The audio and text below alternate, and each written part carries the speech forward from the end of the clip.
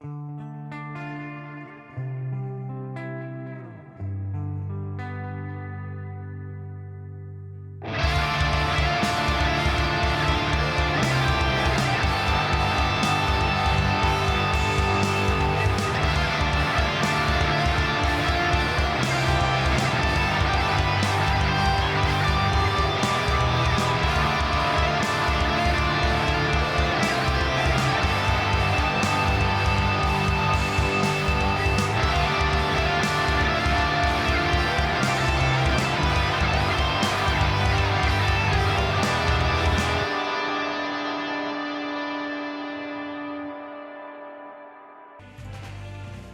guys, welcome to Make This Epic. I am your host DM Darren and I've got my lovely Irish players here with me tonight. So this is our first episode of our campaign that we have never done live before. We did a battle royale last week and we had an undisclosed winner that I can't actually say who it was because they didn't really win. Thank you, Tenacious Dex, you're so hot too. I'm assuming that was at me. And not one of our fine female, Mrs. Hoagie. Hello, Mrs. Hoagie. So, from this day onwards, once a week, we will be streaming every episode of our campaign going forward. For those of you who's unfamiliar, we have been running this campaign for about 2 or 3 months now. This is like our 11th or 12th session in. We ran a previous campaign called Darkness Under Gladhallow, and we're still kind of shopping and changing that a little bit, deciding what we're going to do with it, but likely it's going to be a rundown of what happened. However, you're not going to need that for tonight at all. Tonight is going to be about what the players are doing right now, and well, we'll get to that now in a second. If you'd like to follow us, you can do it on our social media. You can see everything on the bottom of our page there, and yeah, so let's go around to introducing the players. We're going to a bit more of an in-depth introduction than last time, and we're going to start with somebody different this time, not poor Dave. Let's start with Jenny. Oh, straight in there. So how much am I saying, or what am I saying? Introduce your character name. Introduce a little bit about your character, the way she is, blah blah blah, what kind of class, all that kind of stuff. As much as you want to give. Don't give too much away though. Don't ruin it all. Okay. I am Marilla von Rilden. I am a wizard. I am from a noble family in Felhest. I am quite spoiled, quite uppity. I don't like bad service in hotels, taverns, anything like that. I am not used to the adventuring lifestyle, but I think I treat them all as my equals, even though they're definitely beneath me. I think we all know somebody in real life a bit like that, you know? And do we summarize what kind of happened to our characters, Daryl, or? No, we'll get to that later. Okay, so at the moment I'm adventuring. I've warmed towards, I would say, mostly Bruntinus and Aaliyah. Heck and me haven't kind of, well, we haven't kind of had a interaction yet. And Drez, unfortunately, I have so far used to just use prestidigitation. He's basically a Hoover. Yeah. Basically a Hoover. I'm cleaning everything for everybody. Yeah. It's like, that's a filthy mattress. Fine. And I'm going to be full disclosure here. Sometimes he cleans it and it's still not good enough, so I just walk away. Well, there we go.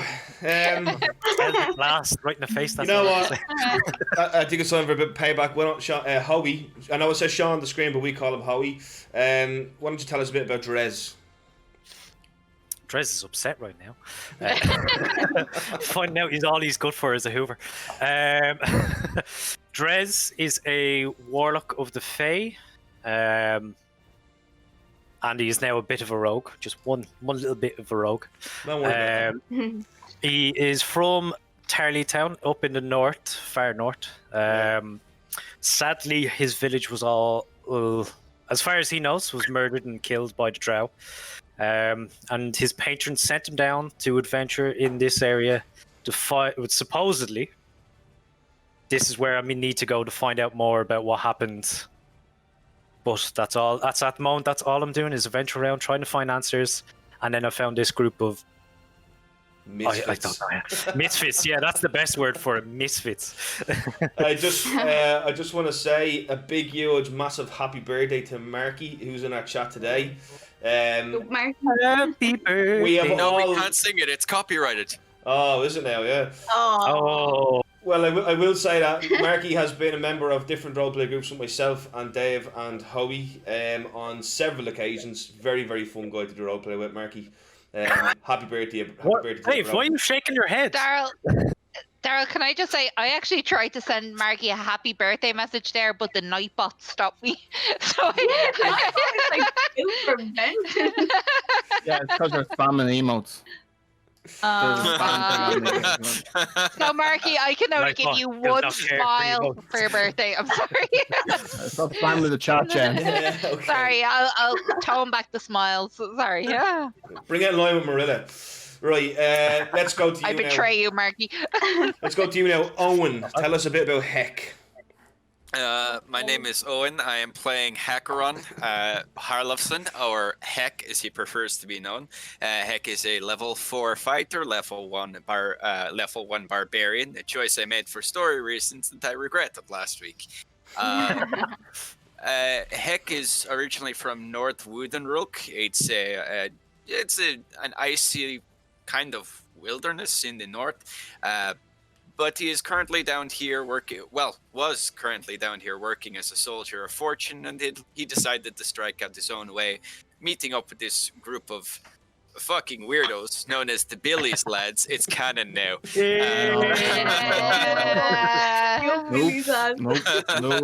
Nope. It's canon. I said it on stream. It's canon. Nope. Can't edit this out. And I can't. and of course, most importantly of all, he met Buttsnick, his best friend, Goblin Bard. Buttsnick the Bard. Yeah, that's very true. Very good. Let's get you going now, Colleen. Go on. So my character's called Aaliyah Venko. She's a cleric, but she's a half-orc as well, so people don't really see her as being a cleric at the same time. So it's a little bit unusual, but yeah, she has gone through a little bit in the last few episodes, so it's kind of all new to her, I'd say. Who's our god? Oh, Ornan's her god.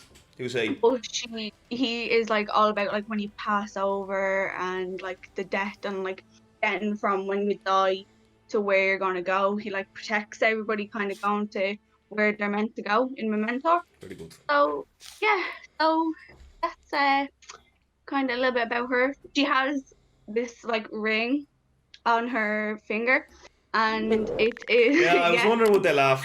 Just so everybody out there, we've got two of the most immature people in the whole world here who laugh every time she says she's got a ring. It's a no Daryl. No Daryl said it. It's just the way it gets brought up. Okay. So she has the ring on her finger that was given to her by her grandmother. Okay. That is, she uses for different things. Very good. Yeah. Brilliant. That's it. Very good. And then lastly, but not leastly, Mr. Bruntidus. The champion of the battle royale. Well, that's undisclosed. The champ. Bruntidus Bronzeheart. I'm a Minotaur paladin of the goddess. Well, not yet of Ortella. I'm on my pilgrimage to become a paladin of her. Correct. I was found in the hole by these guys, and I've been with them ever since. Still digging the hole, though, it feels like. Still digging that. That's me. Simple and short. Rescued from the hole. Of course, We gave him everything. Brilliant. The most important detail: Aaliyah saved Bruntidus from the hole. Yet Yes. Heck got the life. Right. Yeah. That's what I like that is over. So. Yes, that was replayed in the Battle of Northbridge, which we will get to. So, just to give you kind of a rundown, this is kind of briefly what you need to know to be where you are in the campaign for anyone viewing. And so the heroes won this large battle called the Battle of Northbridge against a necromancer named Bronweld. He had sent a massive invasion force, and the heroes managed to not only hold the undead on the bridge long enough for help to arrive, but then to also defeat the necromancer Bronweld. So that was a big moment for the characters. They then had some healing and stuff like that, and they were praised, and they got a big feast in Gladhallow. 13 exhaustion. 13 exhaustion. And they found out that Marilla had a husband. He's been hunted by a great vampire / weird creature hunter from Fellest. He threatened the entire party to find out where her husband is, and he gave them a few weeks to find the answers. He will make an appearance again eventually. Bruntinus is not a great drinker.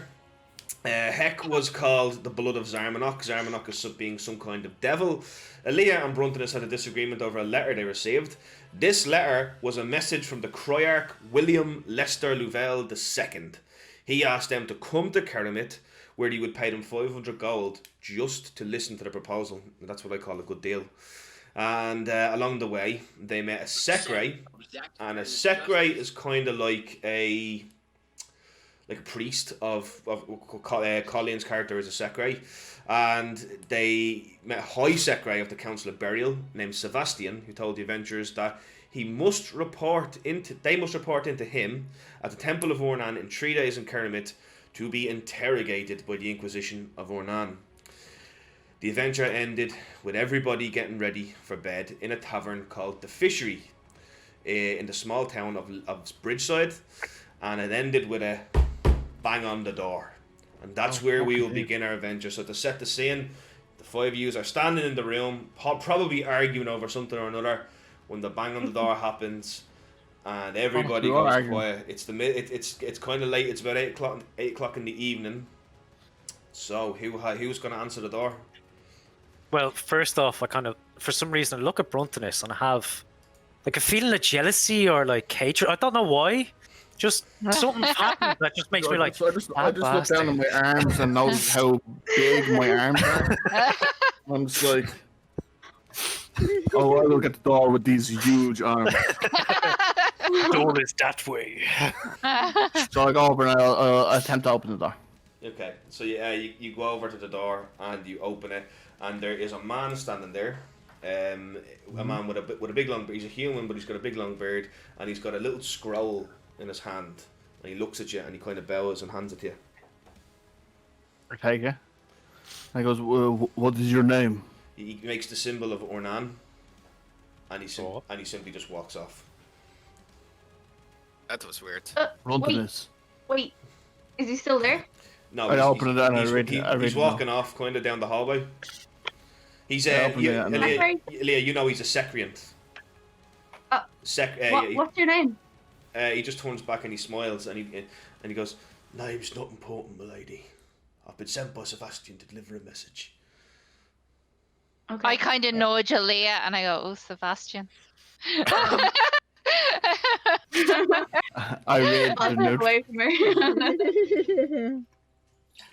The note is directions of where Sebastian wants you to meet him, and specifically what time. So basically, just kind of directions where the Church of Sekre is, and the Church of Ornan is, and it's officially signed. So now you guys have been legally, spiritually, and bureaucratically notified. You must report to the church in 3 days. What Sebastian said was verbal. It's now binding. Is this for My name everybody? Yeah, is my name on here? All 5 of your names are on it. How's my name on this? Oh yeah, I got my name. Like we Okay, have been so I have a much revelation. My name is not actually Drez, so my name is Looks like we're just gonna have to change everyone's name. Never show up. I say, Quick, everybody, swap names. I will be Aaliyah, Buttstick. Aaliyah, Shit, I want to be Buckstick. Shut. We're all Aaliyah, do you know why he has given us this formal invitation?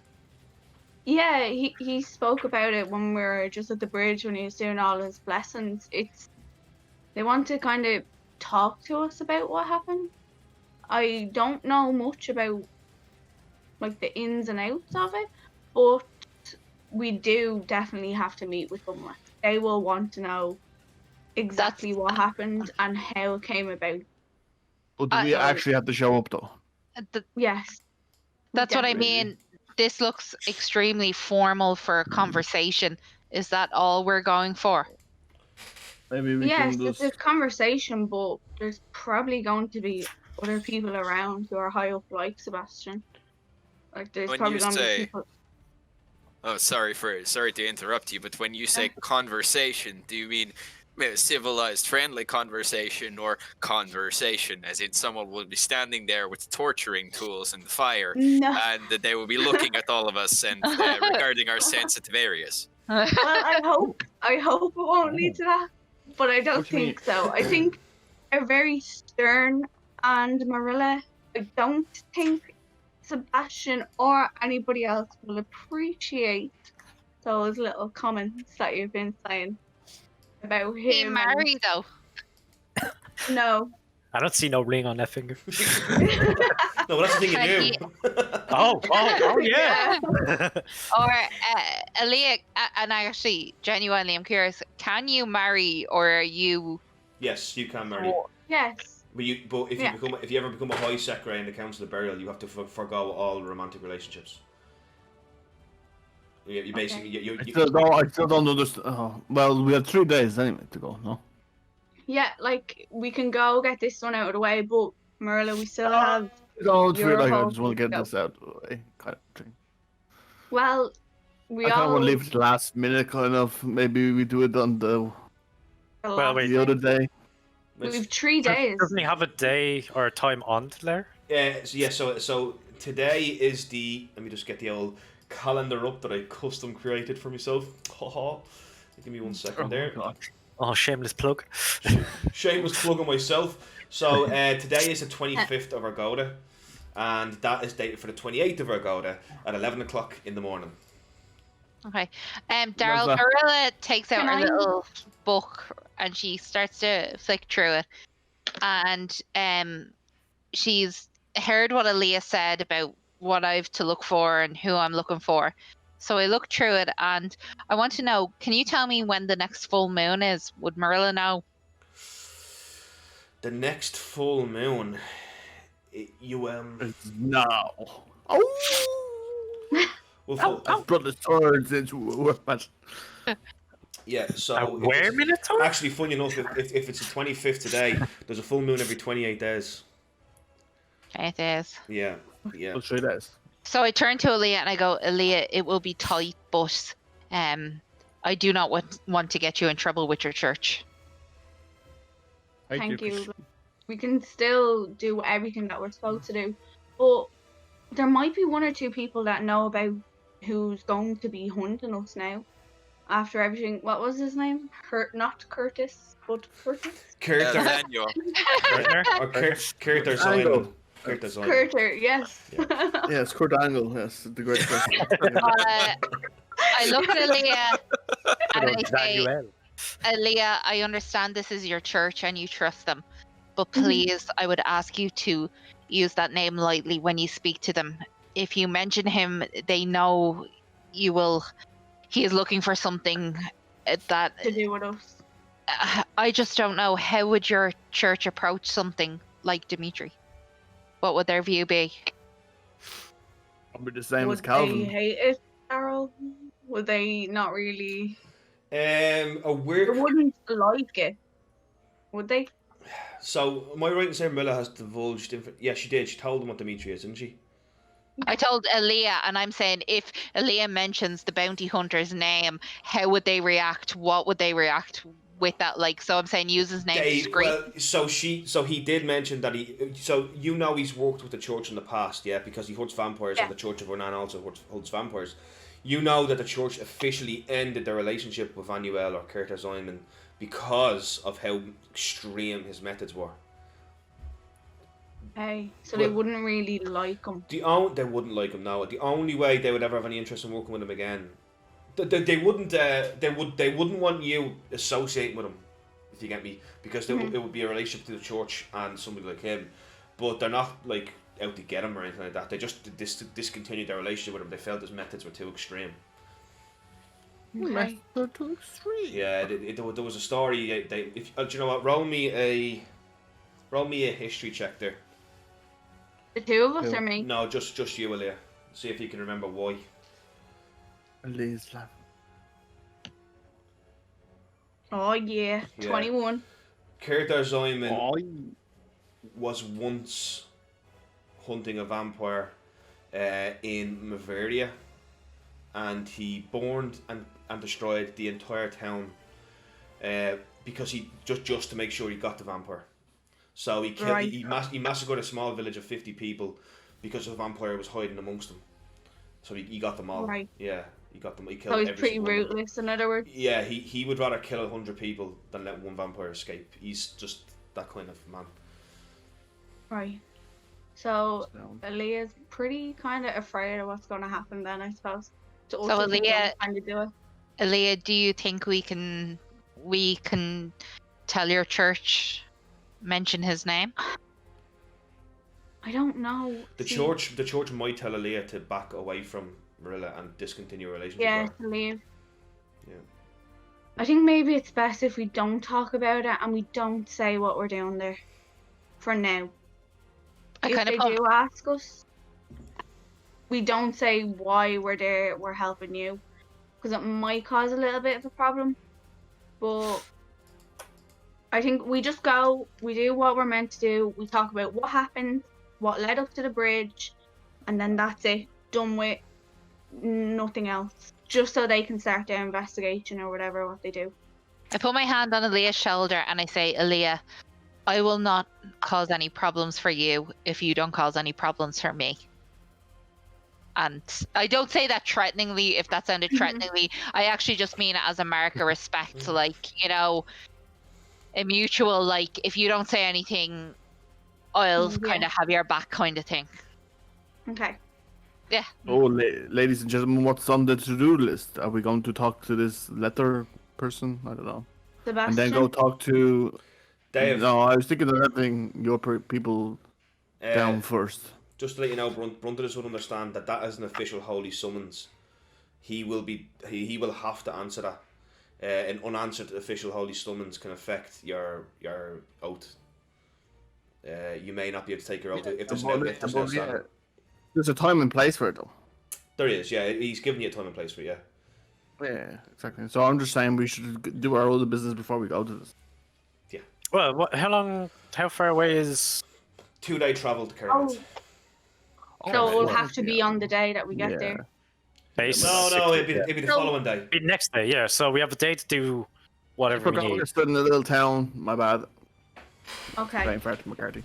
Okay. So we have one day beforehand, maybe a place to get some rest and everything. I don't think there's anything really tied about what happened, unless views feel there is. Yeah, like Aaliyah, you'd know that, like, as long as we're honest, there's nothing incriminating. Yeah, but there's no. I'm trying to think, like, there's nothing bad really. The only bad thing that they'll probably be a bit like, is if I mentioned the book of Germanot. Germanot. Ah, I just see someone touching a raw chicken and then touching the counter when she said It was Jormot. Germanot. Right, okay. The Book of Jorts. Germanot. Germanot, I will infect you. Germanot Tree Town. So look, you can go to bed. You can get up the following morning and travel to Cerromith if you want.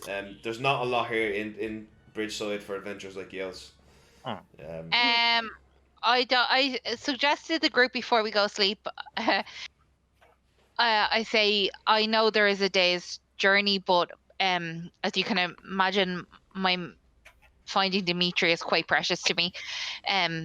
How would you feel if I travelled there first on my phantom steed and had a look around? I'm pretty sure we had this talk already. No.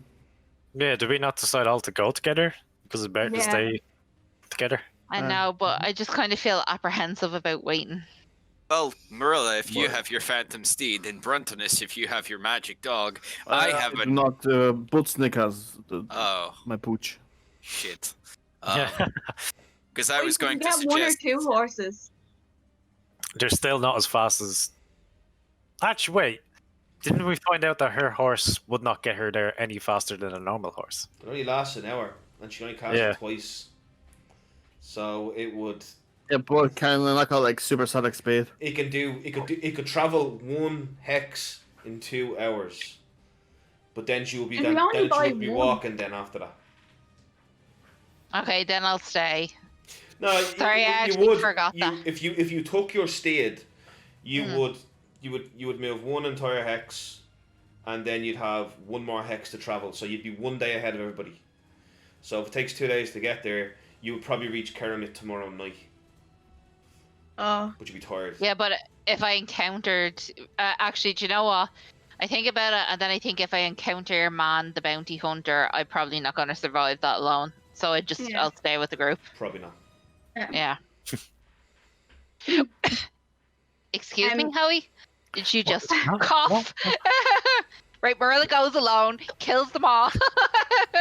Fireball everywhere, just fireballs. Just fireball everywhere. Right, so you're in this nice, safe, cozy tavern, the Fishery. Are you guys gonna rest and recuperate?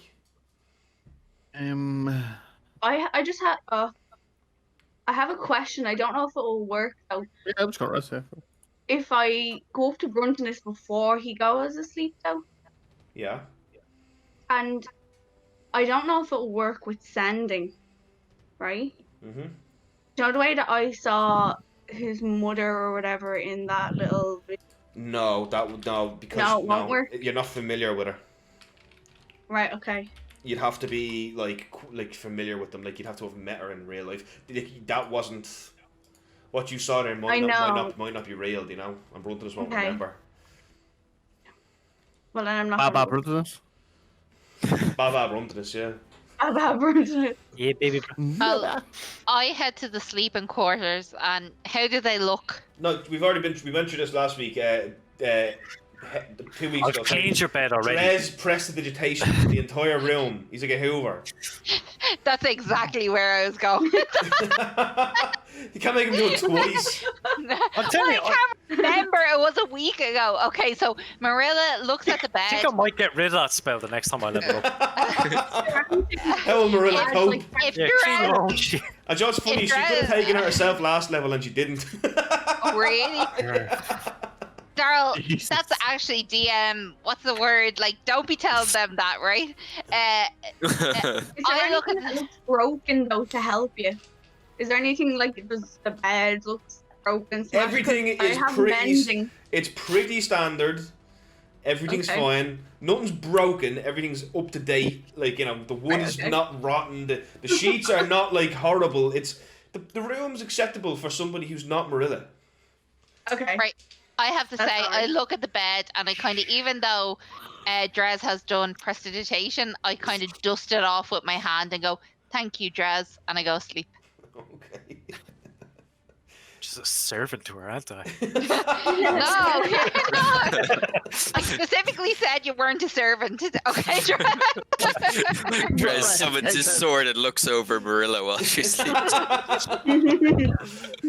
It's the dagger this time, actually. Just Maybe I'll actually have Marilla as like the Doom Beauty of Felhest, but when she's asleep, she actually like tosses and turns and snores. And,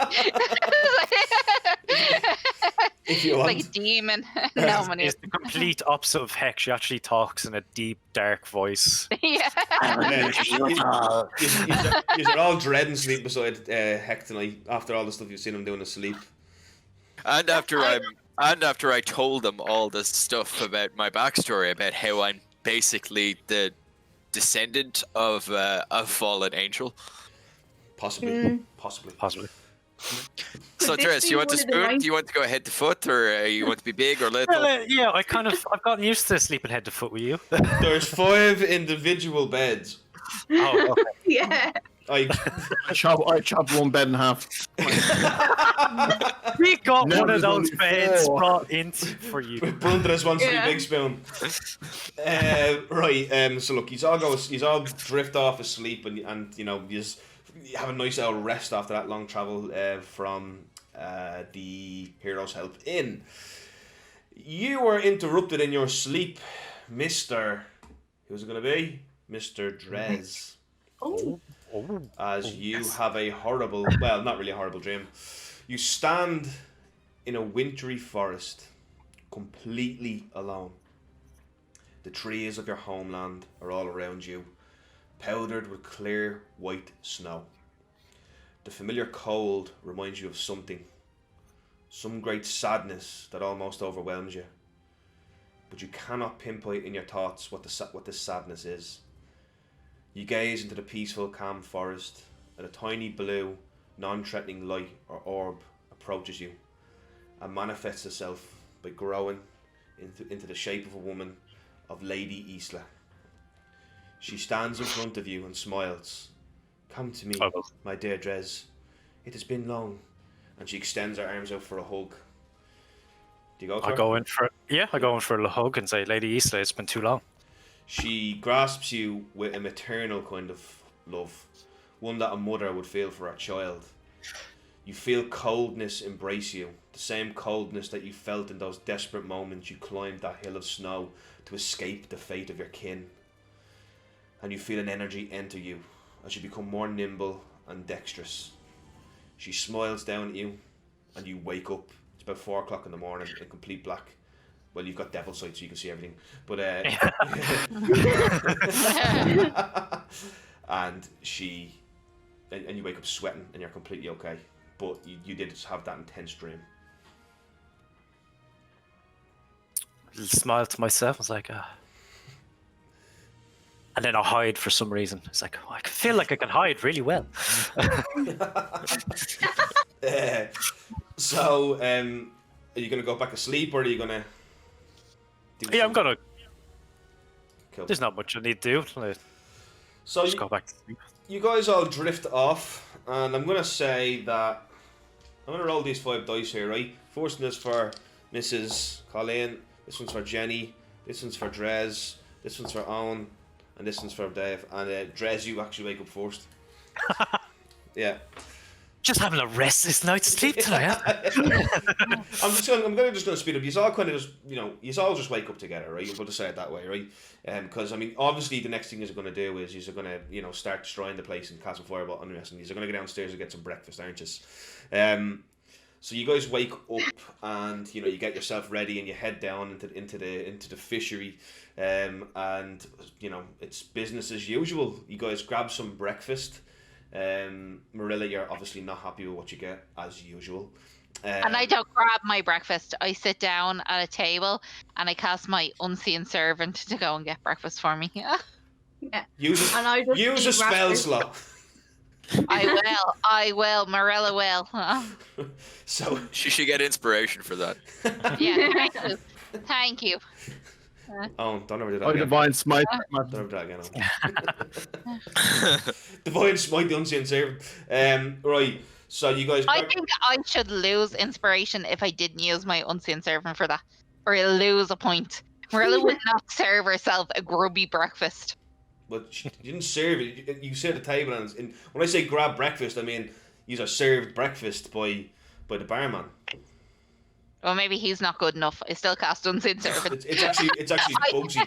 Bugsy, the ungrateful, sexy goblin, who brings you all your stuff. Ungrateful, sexy goblin. All goblins are sexy. So, you guys, there's obviously, he gave you the night in the room for free. He gave you the drinks you had last night for free, and he gives you your breakfast for free. And he kind of sees you off. Is there anything you want to say before you head off, or anything you want to do in Bridgeside before you leave? Yeah, I'd like to give him 3 gold. Yeah, there's no need, lass. There's no need. Are you Seriously though, are you a dwarf? Wouldn't he like to know? Are ye an elf? I would. Half. Aye, I didn't want to know, did I? Oh. It was one of them rhetorical questions. Maybe he is like some kind of half dwarf, half gnome thing. Well, I'm certainly not half whatever the hell you are. Or should I say, whatever the 9 hells you are. Well, that was hurtful and unnecessary. I don't know. I really don't understand if he likes us or he hates us. I would really like to find a way to review this place and leave a bad review of him. Don't you dare go near the town board. You hear me? As we're leaving, literally as we're leaving, I just want to leave on the end of the counter 3 gold. Just isn't nice. Fine. Minus 3 gold for your D&D Beyond. Did you take away the money you spent on the horse the last time? Yes, it was 70 for the horse, yes? And then it was something for the saddle as well? I was 10 for the saddle. I didn't take that off. I will take that off now. I'd also like to, while we're in town, I want to get some supplies for my horse. I want to get him an apple. Okay. Just one apple. Okay. Supply of apples, I want to buy a few apples for my horse. Okay. You buy a couple of. I say you buy. Specifically 8 apples. How much worth of apples do you want to buy? Yeah, 5 gold worth of apples. That's too many apples. You won't be able to carry it. Okay. Wait, Gorilla has a bag of holding. Oh shit! It's very fitting that Marilla, the person who wears the "Kill My Husband" dress, is now carrying a bag full of apples. What? I can't believe we're using the bag of holding to hold apples. Honestly, honest to God, it's like 2 copper for an apple. Okay, then I'll spend 10 copper on apple. I know. I'll spend 22 coppers on apples, so that's 11 You're gonna apples. say gold, man. I thought you were gonna say gold. What a weird number. What a weird amount of apples to buy. I'll buy 11 apples. Yeah, I had 22 copper. I wanted to get rid of it. Okay. I was like, that's a very specific amount of apples. I got 10 apples. So Bruntonus swear What to do you. you do actually? Play I mean, hand, no? technically Bruntonus is a bovine. So he might eat Yeah. apples, you know. See, what do you eat, Bruntonus? Because I've seen you eat sausages. I eat the flesh of any man that talks to me like that. As you're just standing there talking, you see a. Well, hello there, Saz. Are you leaving off on Oh, this? no. It's Skillsy, the town guard, the most boring guard there ever was, but also the most dangerous. Skillsy. Alright, how's it going? How are you today, Saz? Did you have a nice sleep in the fishery? I'm going to go get on my horse. Okay, sir. David. Goodbye. If it is my favorite guard. And if it isn't my favourite paladin of Otella. No. The What nicest was his name? minotaur I've ever met. I'm glad I don't have to kill this one. So, where are you all heading? Marilla, Cerromith? honest to God, just looks deadpan at him, like her soul has left her body. Whatever soul she did have has just Yeah. flowed off. I'm trotting away on the horse. Oh, look. Oh. Heck is already going. Full on leaving. Catch up to them. Oh, we better catch up with him, but we're heading off to Cerromith. Cerromith. Okay, so he kind of looks at these and goes, "Oh, Cerromith's a lovely city. You know they call it the Silver City. Do you want to know why they call it the Silver City?" In less than 10 words, I'd love to know. Oh, well, I can tell you in less than 10 words. Let me see, which word should I choose first? Okay. Faster, horse, faster. Marilla starts preparing fireball. No, let me start again. It's called the Silver City because it has... Oh, no, I've only got one word left. We start again, alright? No, I think- It has a silver mine. A silver mine? Yeah, it's got a You've big just- silver You actually- mine. You've just made Dave leave. How do you feel? That was like his favourite person. Who's Dave? Oh, sorry, Bruntonus has just left. Boy, Yeah, bright but it let's is. go. Before we go, do you know any dangers that might be on the road to Cerromith? Oh, well, there's been some fierce orc raids lately coming from the mountains. You see, where Bridgeside is, if you look, you can actually see it on the Roll20 map. There's a massive cliff that runs along it. And behind that then is the Azor Mountains, home of the Azornal Dwarves. And they're massive, they're huge mountains, and that cliff is even large as well. So it kind of comes down like this, you know. So from the Azure Mountains, there's been fierce orc raids lately. Big problem. Yes, sir. My advice When was would the just be recent one? my advice would be just to keep going and maybe stay off the road at night time. And I say, tell me again, how bro. many foul Just beasts have you killed? Oh, well, that would be. I'm a 57-year-old man. I've killed many in my time. Just a rough estimate again. Well, when I was 21, No, Massive. let's No. just a rough estimate, a real rough estimate. Throw a number out there. Do Yeah. you consider hydras a mystical creature? Yes. Do I know what a yes. Hydra is? Does anyone just guess? Oh, actually, do we know what hydras are? Yeah, Yeah, you know, just isn't that hydras are, Yeah. are That's famous? even a great question. Do we know yeah, what hydra? yeah, you guys know what a hydra is. Yeah, you know what a hydra is. So. Oh, Yes, so when yes. you put us against when you put us against the hydra, I'm gonna be like, oh, yeah, well, I know what hydra is now. You just kind of know the basics of it. It's got multiple heads, and when you chop its head off, 2 more grow back. Merla's just Then it- bored by him at this stage, and she goes, "Yes, we cost them. Just rough. Just throw a number out there. Let's just keep this moving." 27. 27. And what would be the most powerful thing you've killed? Probably the hydra. Good for you. Yeah, it's pretty impressive. That's Dang. pretty good. Me and 30 men. I was the only. You and Tur. I was the you only and Tur- survivor. And can I ask you, did you draw your weapon? Did you hit the beast? Yes. Or did you just yes. talk to it? I actually stabbed No. it through the chest and ripped out its heart. It killed too many of my men, and I got angry.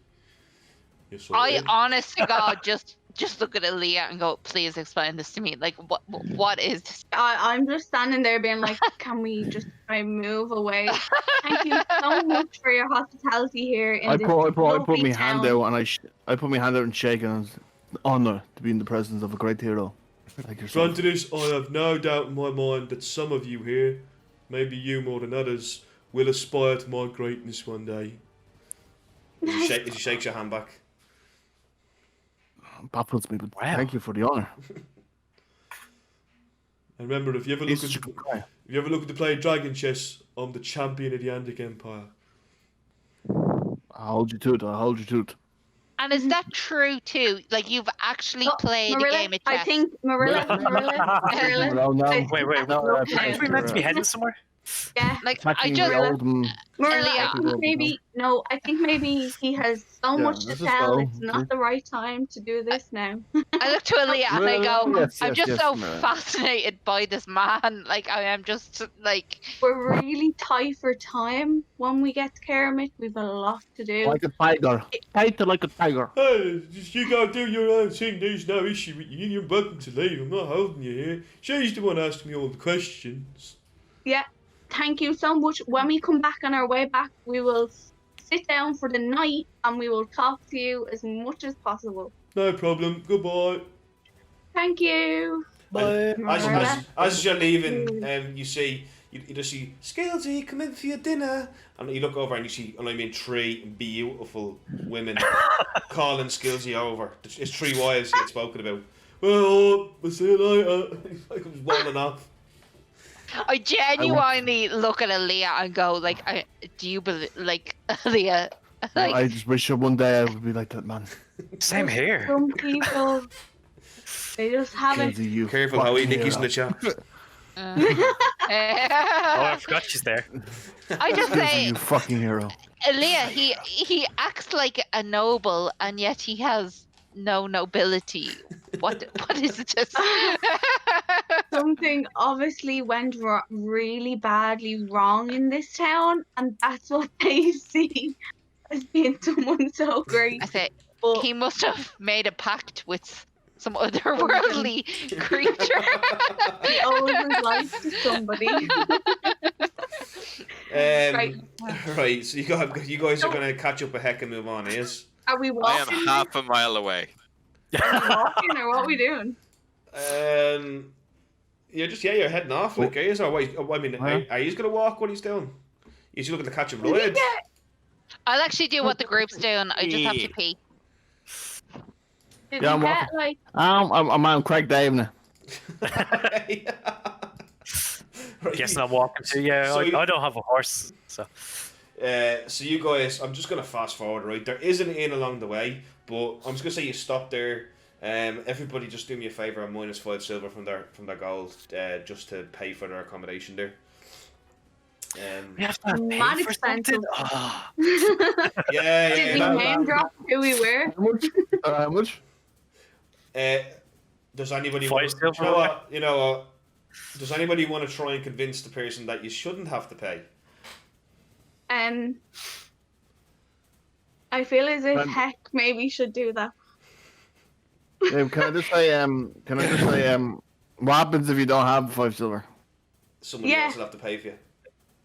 I You just have have Yeah, money. gold. I've only 20 copper. No, you have money. I'm holding on to the party fund between you, me, and Marilla. Oh, okay. Pay me. Pay them. Pay the man, please. It's 10. That's what I wanted to ask. What are we doing with all the gems and diamonds and shit that we had? The You have gems and them still, diamonds don't and you? boats of all balance. I was hoping I could make a cool necklace out of them and go around wearing Ooh. all this bling around my neck. Bling. I like that Yes, word. it's a term I've just invented. I like it. Bling. Bling. Like the way it shines, it goes bling. Yes, the way it shines, it goes bling. Rolls off your tongue. It's rolled on the thing. Bling, bling. Oh my god. Bling bling. It's absolutely ridiculous. It's okay if I call you bling bling. Daryl has built us a beautiful fantasy world, and it's my job to deconstruct it. Yeah. Bling bling. Go ahead, Troy, man. Go ahead. I am the ruiner. Right, so you -10 silver.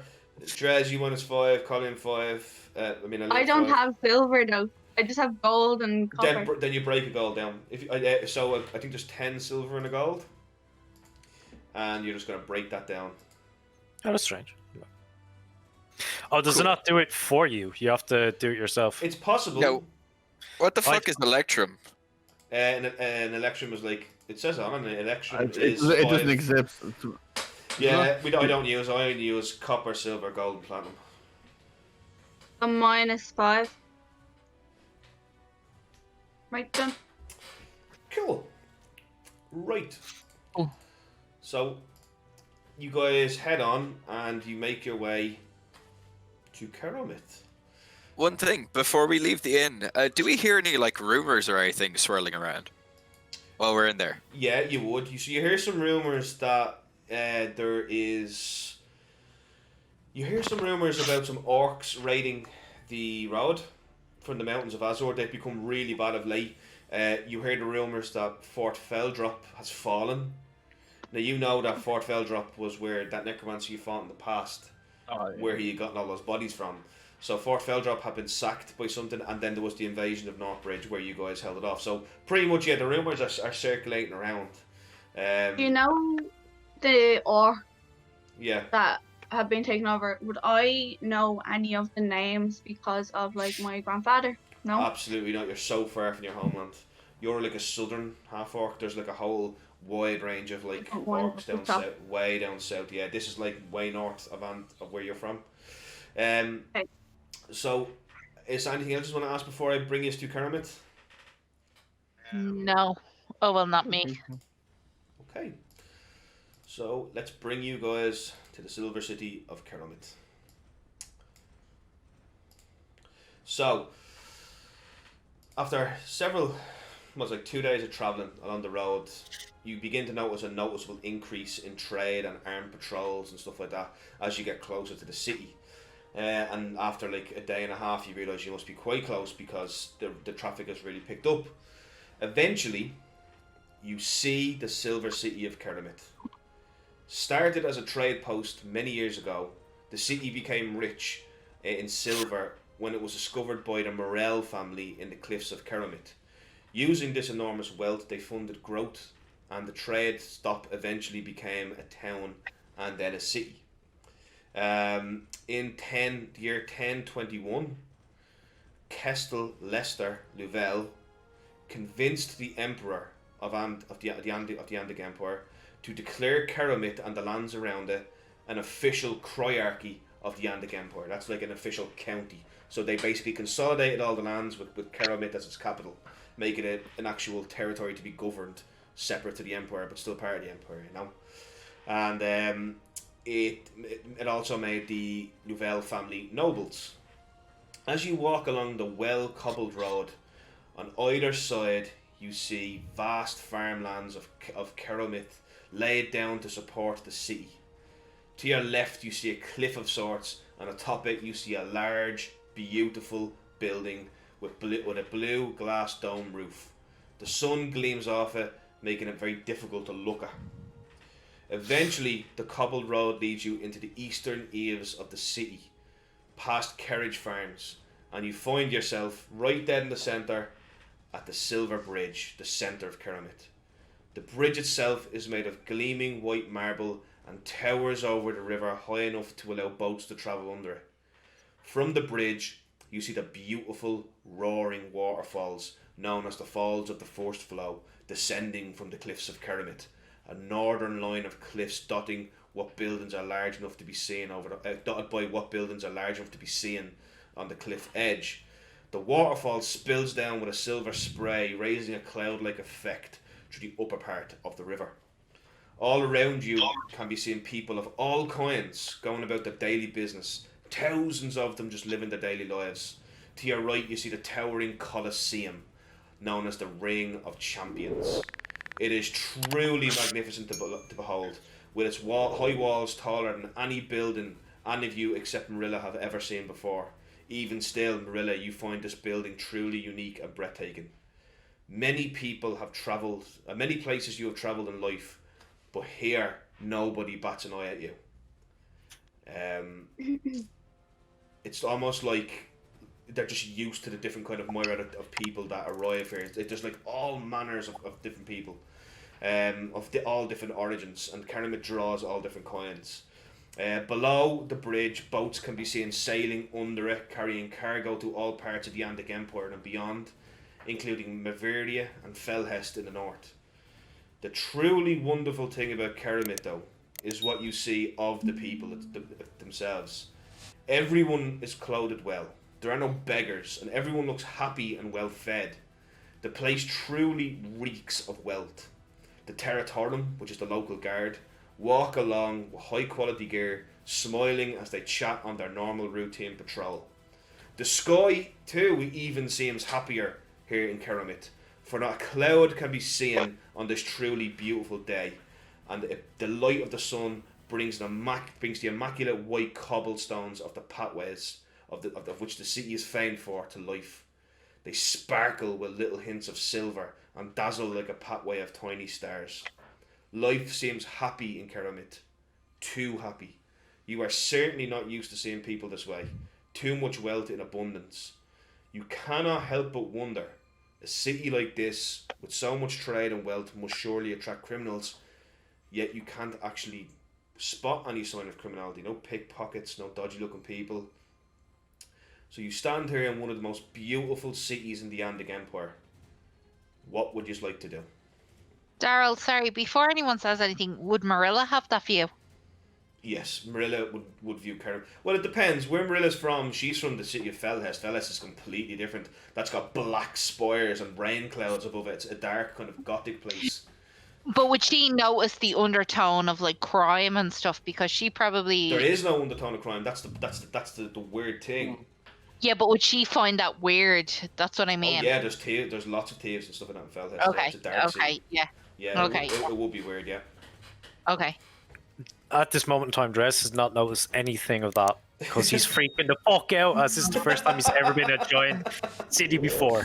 Yeah. Yeah, like this is a proper ass city. Yeah, this is a like- proper city. yeah, I've this is- never been in a proper city before, So he's been freaking. Yeah, the city's about 15,000 people.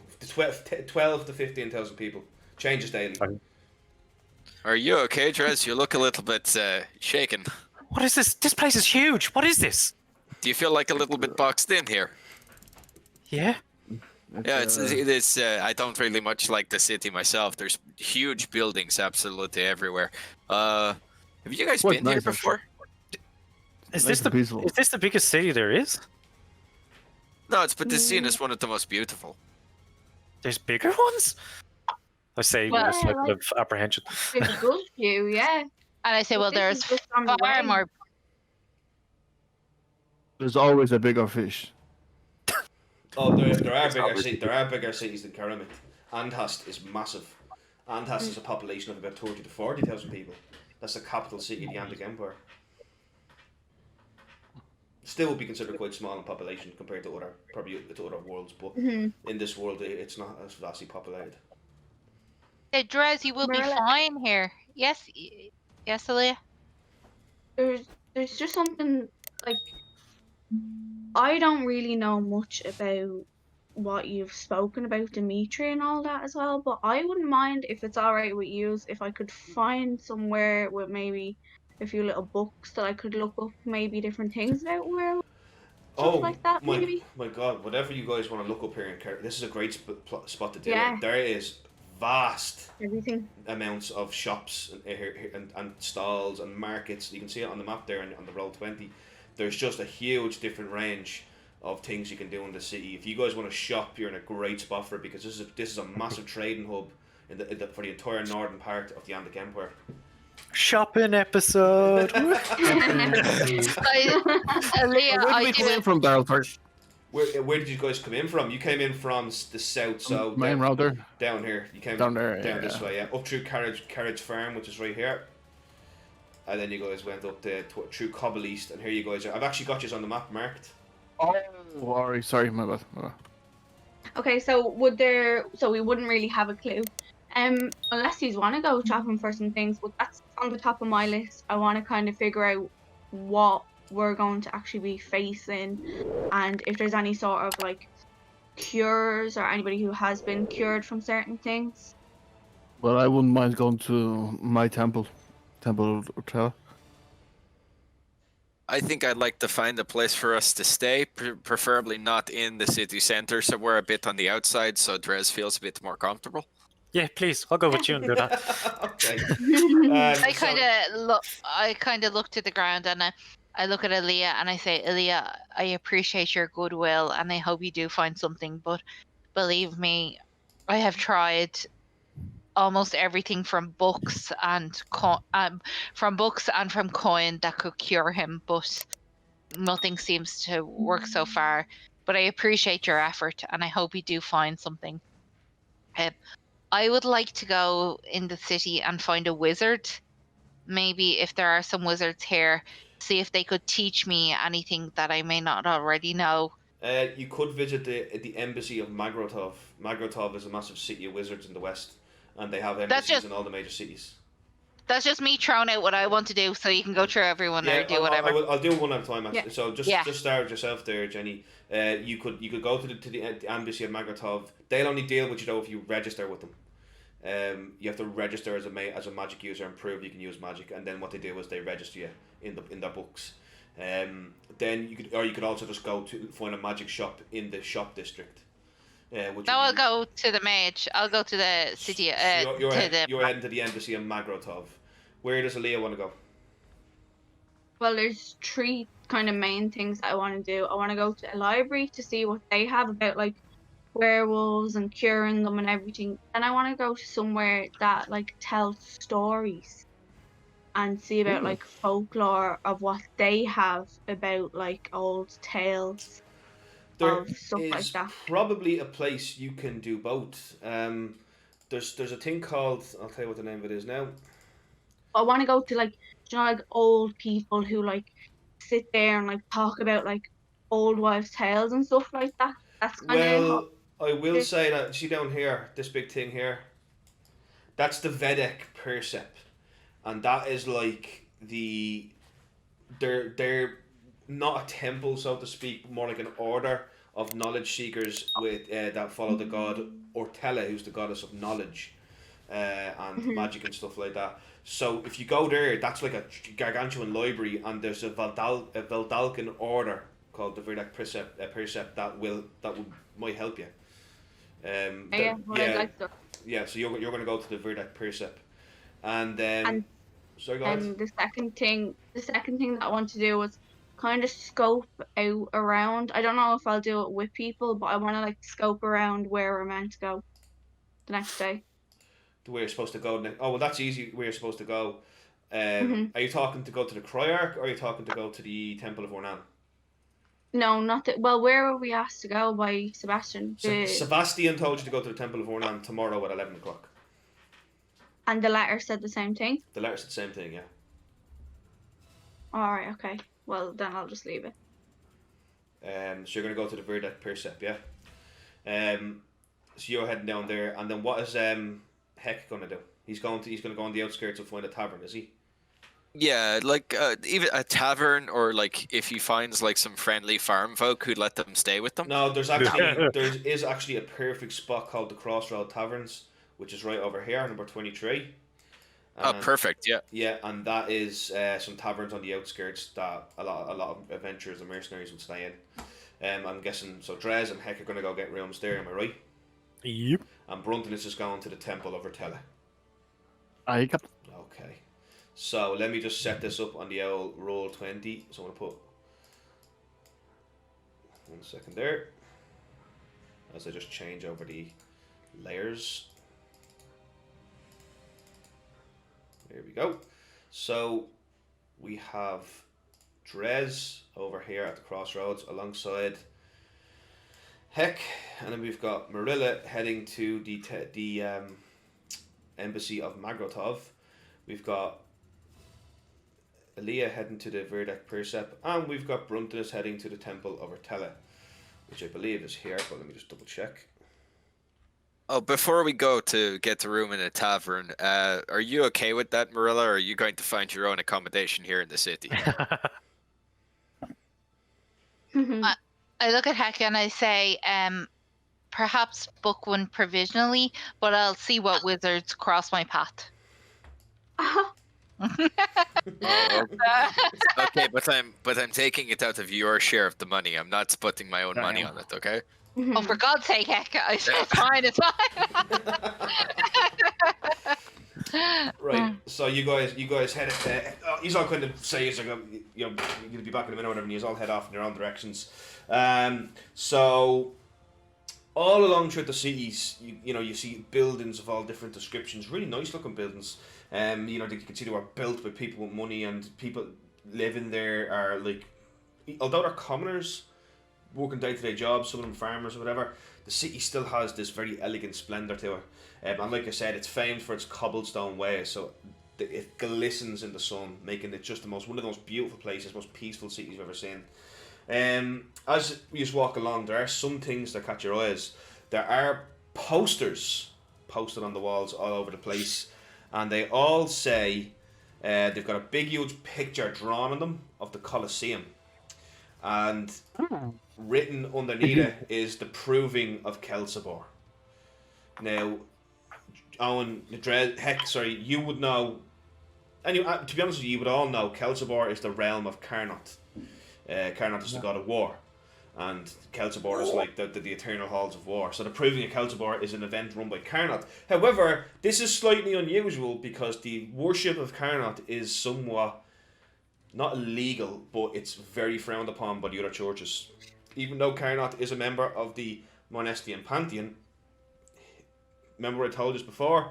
The clerics and the priests and the war priests What's his relationship with Ortella? Very bad. It's not bad. Well, I mean, peace and war. They're completely different thing. Ortella wouldn't particularly hate Carnot. Carnot was once a noble god. He just went mad when he slew the original devil.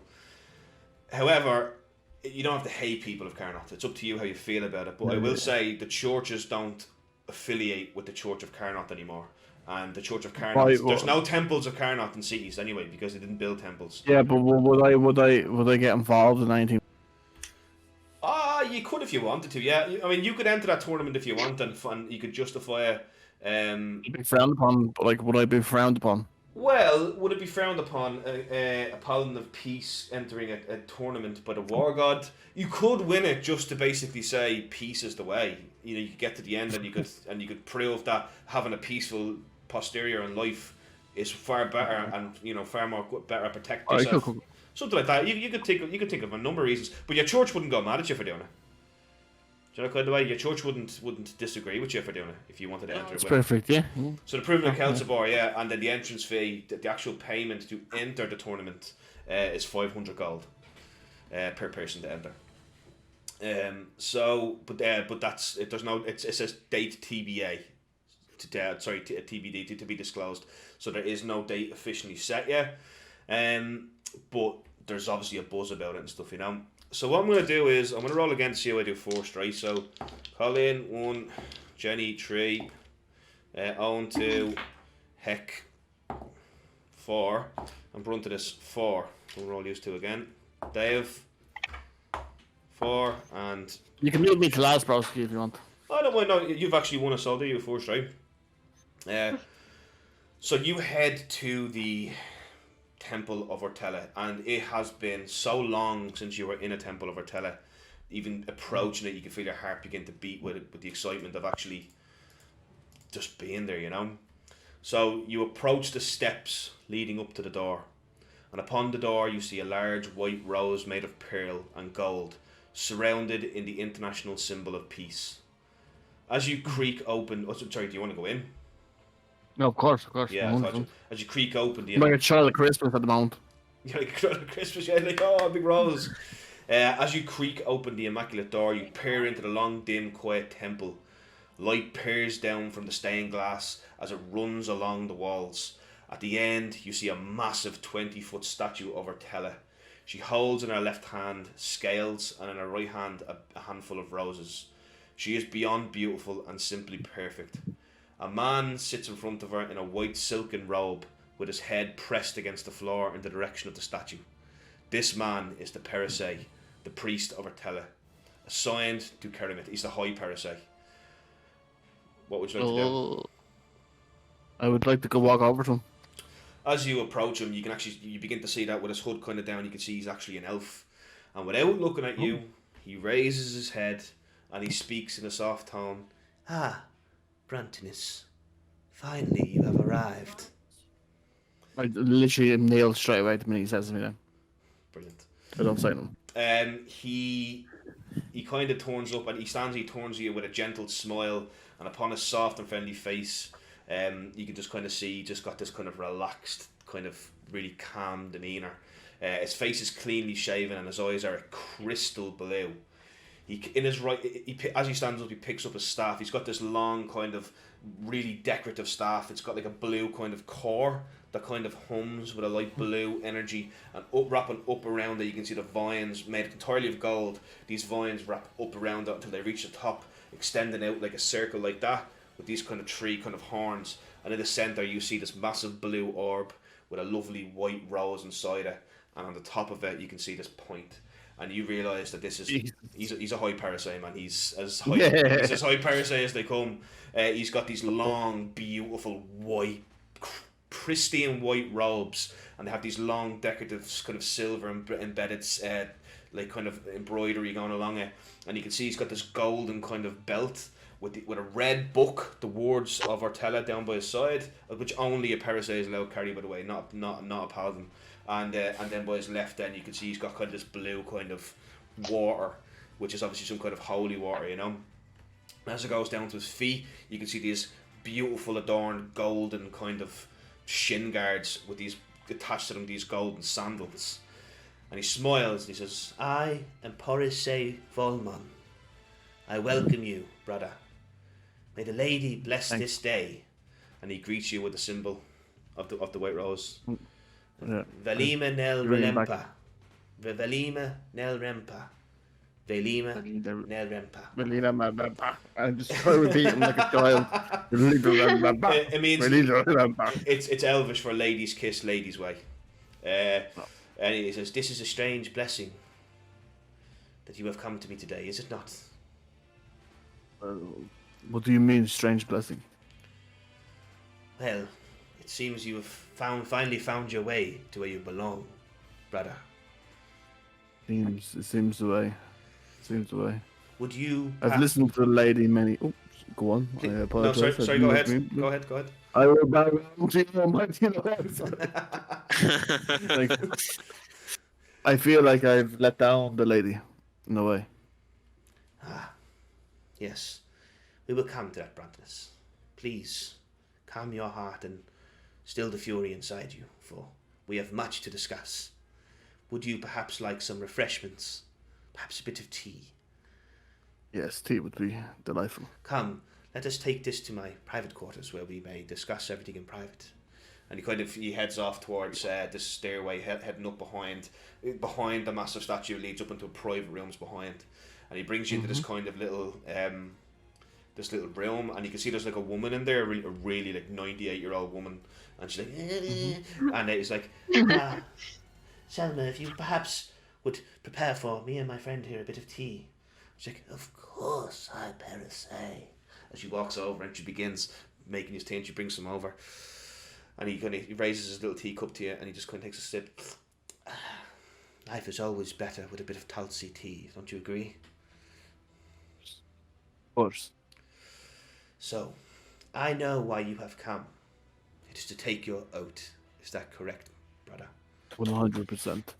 And you can see that Bruntus, the minute he says about the oath, he's kind of like super eager. You can see he looks into your eyes for a minute. He takes you in fully. Gaze at your horns and looking at your hooves and the sword upon your back and the armour that you wear. But you're not quite there yet, are you, brother? I'm nearly. The Order of the Marble Rose does not simply accept anyone. But I see your heart, my dear friend. You suffer in pain from a great failure. Speak to me, child, for a burden shared is a burden halved. What or whom have you failed? Alvin Course. Calvin Coast. And how did you fail this man? I let him get killed. You let him get killed. When the lady told me to save him. Tell me what happened. He's a necromancer, and one of our party members is a Sekirei of Ornam. What's his Ornam? Ornam. And you know, Sekireis and necromancy don't really go hand to hand. I knew what she had to do, but my lady always becomes before any other god or person. He kind of thinks for a second, and he rests his staff against the wall, and he touches his hairless face. You are correct. You have failed, but not in the way you think. So heavy was your will to serve the lady that through this you in fact failed. Yes, your vision was real, and yes, you tried to save him, but this is not where you failed, no. You failed when you did not forgive your friend. You have brought peace to Gladhallow, yes? Yes. Yet a war rages inside you. This is your second commandment of peace. You must first forgive yourself. So just to explain, a commandment of peace is there are three commandment of pieces you have to bring here. Yeah. So Gladhallow's your first, he's saying. He's saying your second one is this. He says, your second commandment of peace, you must forgive yourself, and you must forgive your friend. With this, you will end the battle inside and find peace yet renewed. But how do I forgive her? He smiles at you. He just goes, that is for you to decide, my friend. Forgiveness is like a petal of like a snowflake. It's different for all of us. But you are so hard on yourself.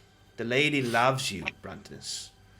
Embrace forgiveness, for this is the way to understanding, and this is the way to true inner peace. When you have fulfilled this commandment, come back to me, for I shall have your third.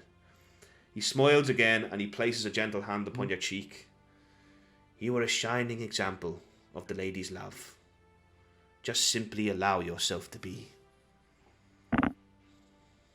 Thank you. I think I need to go for a run to clear my head. It is always good to get one's daily exercises. You are always welcome here, brother. and thank you for the tea. It's quite delicious. No problem. I get up, I kind of bow. He gets up and he crosses his arms and he bows to you. Peace be with you, brother. And also with you. Not your hard enough. What was it? What he says to me in Elvish? He says, what's it? He said to you. I'll write that. I would I'll like, write that down. I'll do it to spell it out for you. Yeah. Velima is Vellema. All right, go on. Let's go on. Velima nel. That's it. It's Velima nel relempa. I'll send it to you if you want. Great. You have it, yeah? Yeah. Cool. So, with that, you kind of leave, and I'm going to move on now. And I'm actually just going to... I'm just going to move up kind of in the order, see ya. So, let's do Heck and Drez next. So, you guys approach these kind of 4 taverns, and you can kind of see them. They're all kind of similar. They're all the same tavern, just with different buildings, if you get me. So, one is called One is called the Crossroads 1. One is called the Crossroads 2. One is called the Crossroads 3, and one is called the Final Crossroads. Oh, okay. Changed the name there. Expecting Crossroads 4. Yeah, you were, weren't you? Yeah, it was. Curious. As a rogue, I know thieves' cant is a thing, but I technically don't know that yet, do I? No, since your dream, maybe I did make this clear, sorry. Since your dream, you've had all these new abilities you can't explain. Oh, okay, so thieves... Okay. While we've been walking here, I've been on the lookout, still nervous about being in a new city, but can I be on the lookout for any symbols? Oh, roll me a perception check. You're looking around an awful lot, Drez. Are you really that nervous? Yeah. 8. I probably don't see much. No, you haven't seen much. Well, what's your passive perception? Do you happen to know? Double check it now. 11. No, you don't notice anything.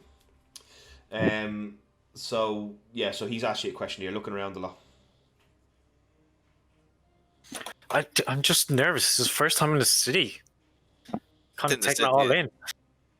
Yeah, it's you'll see a few more, and after you see a few more, they won't really mean much to you. Actually, was Glad Hollow technically the biggest place I've seen? No, Tarrytown was bigger than Glad Hollow. Okay, sorry, I was just double checking that. I was like, wait. Tarrytown was bigger. Tarrytown had about 2,500 people, 250 people. Okay, but nothing. Glad Hollow was about 80 to 100. Okay, just not used to all this. It'll pass. So which of these crossroads is most appealing to you? You've got 1, 2, 3, and final. And I don't think that's how numbers work. Yeah, I'm curious about the final one just because of that. Do you think there would be a bard standing outside and he sings the theme song of the tavern where he says it's the final crossroads? I literally pinged in my head. I was like so tempted to sing the final countdown. And by the way, did you notice how shiny all the cobblestones were? This city is blinging. Yeah, the city is blinging. Is that how you use it? Blinging? Okay. I apologise, viewers of Twitch. But while I'm running around the town, I'm just like, oh, blinging. Yeah, let's check out the final countdown. I mean, sorry, final crossroad. The final crossroad. Right, I knew you should pick that one. So you guys approach this beautiful kind of it's a big massive 3-story tavern, yeah, and it's about say 100, about 200 feet across. So it goes more up than it does across. And you guys enter and you come into this kind of busy tavern with all these bustling kind of different kind of people. There's merchants, there's mercenaries, there's loads of different descriptions of people, all different races, all different sizes. However, you don't get much time to really take the place in, as all of a sudden you just see Heck gets punched in the side of the face and goes down like a sack of shit. Oh shit! Oh, and then you see this fella standing there, and he's like got this kind of, like how do I put it? He's got a slimy kind of look, and he's wearing this kind of this really heavy plate armor, and on the middle part of his chest, you can see this massive war dog, screaming slime almost. It looks kind of like, and you see a hand coming down. Well, bless my bark if it isn't heck. And you realise that this is a member of the Grimehounds. The Grimhounds. So hey, it's you. Your vision takes a second to kind of adjust, and you realise this is Runzi. Oh, Runzi's the man who replaced you in the Grimhounds when you left. Oh, it's hey, Rumsey. How are you doing? It's not a very good way to greet somebody. Oh, yeah, this is a guy from my old mercenary outfit. This is a guy from his old mercenary. Says the man who saved my ass about 10,000 times. You haven't changed one bit, you little hairless bald sucker. I've only saved your life 1,000 times because you don't know how to use a great sword. I told you, go with the sword and the shield, it's better for you, but no, I want the great sword, and then you fucking fall over. Well, that's why I switched to a great axe, yes? Look at it, not a problem now. The handle of that is covered in notches. Do you use this to block attacks? Do you use the handle of your great axe to block attacks? And you see coming up behind them and says, well, heck, you haven't changed a damn bit, have you? And you see behind them there's this woman, just ebony skinned woman standing there, and it's Seji. Seji got her nickname. Everybody in the Grimhounds has a nickname, and Seji got hers because she's from the Seji Empire. That's how unimaginative they can be. And she kind of looks at you and she's like, well, heck, how good it is to see you. Not still talking to this old fool. Seji's known for a viper's tongue. It's a bit like Marilla. Yeah, that's who she reminds. That's who Marilla reminds Heck of. Egg, look over here. And you see standing up. You see. Oh no, not fucking Egg. You see Egg. Is that who I think it is? As he comes running out. Egg is a massive half orc. He's about 7 feet tall, and he's just brutal muscle, but like no intelligence. He grabs you, he picks you up, and Dres, you're kind of getting a little bit worried now. Who are these people? And you see, Yeah, I was about to say, I'm just looking at him confused. And it's like, who are these? you see, Still haven't learned how to control yourself when you hug. you hear a couple of hex bones kind of creak it as Egg missed you, and he drops. Oh, I missed you too, Egg. I ruffle. Does he have hair? You wouldn't be able to reach it if he did. I try and reach up. And then you see another person coming up behind you, and he goes, "Oh yes, this is Minzo. Minzo is new." And Are you introducing yourself in third person? No, Minzo. He's pointing to Minzo. Minzo is new. How many is there? There's four of them. There's like 4. There's Man, four it sounds like sort of 20 of them. It's like a clown car. They just keep going up. Little clown car. Minzo has that look on his face, that miserable, horrible look that all new recruits have because they're bullied so badly in the Grimhounds. You recall your time as a recruit, and it is not pleasant. You get bullied very badly, and he's got that look on his face. He's just like, "Hello, I am Minzo." Oh, they do the thing to you where they wait till you're asleep and then they write "crate fucker" on your face.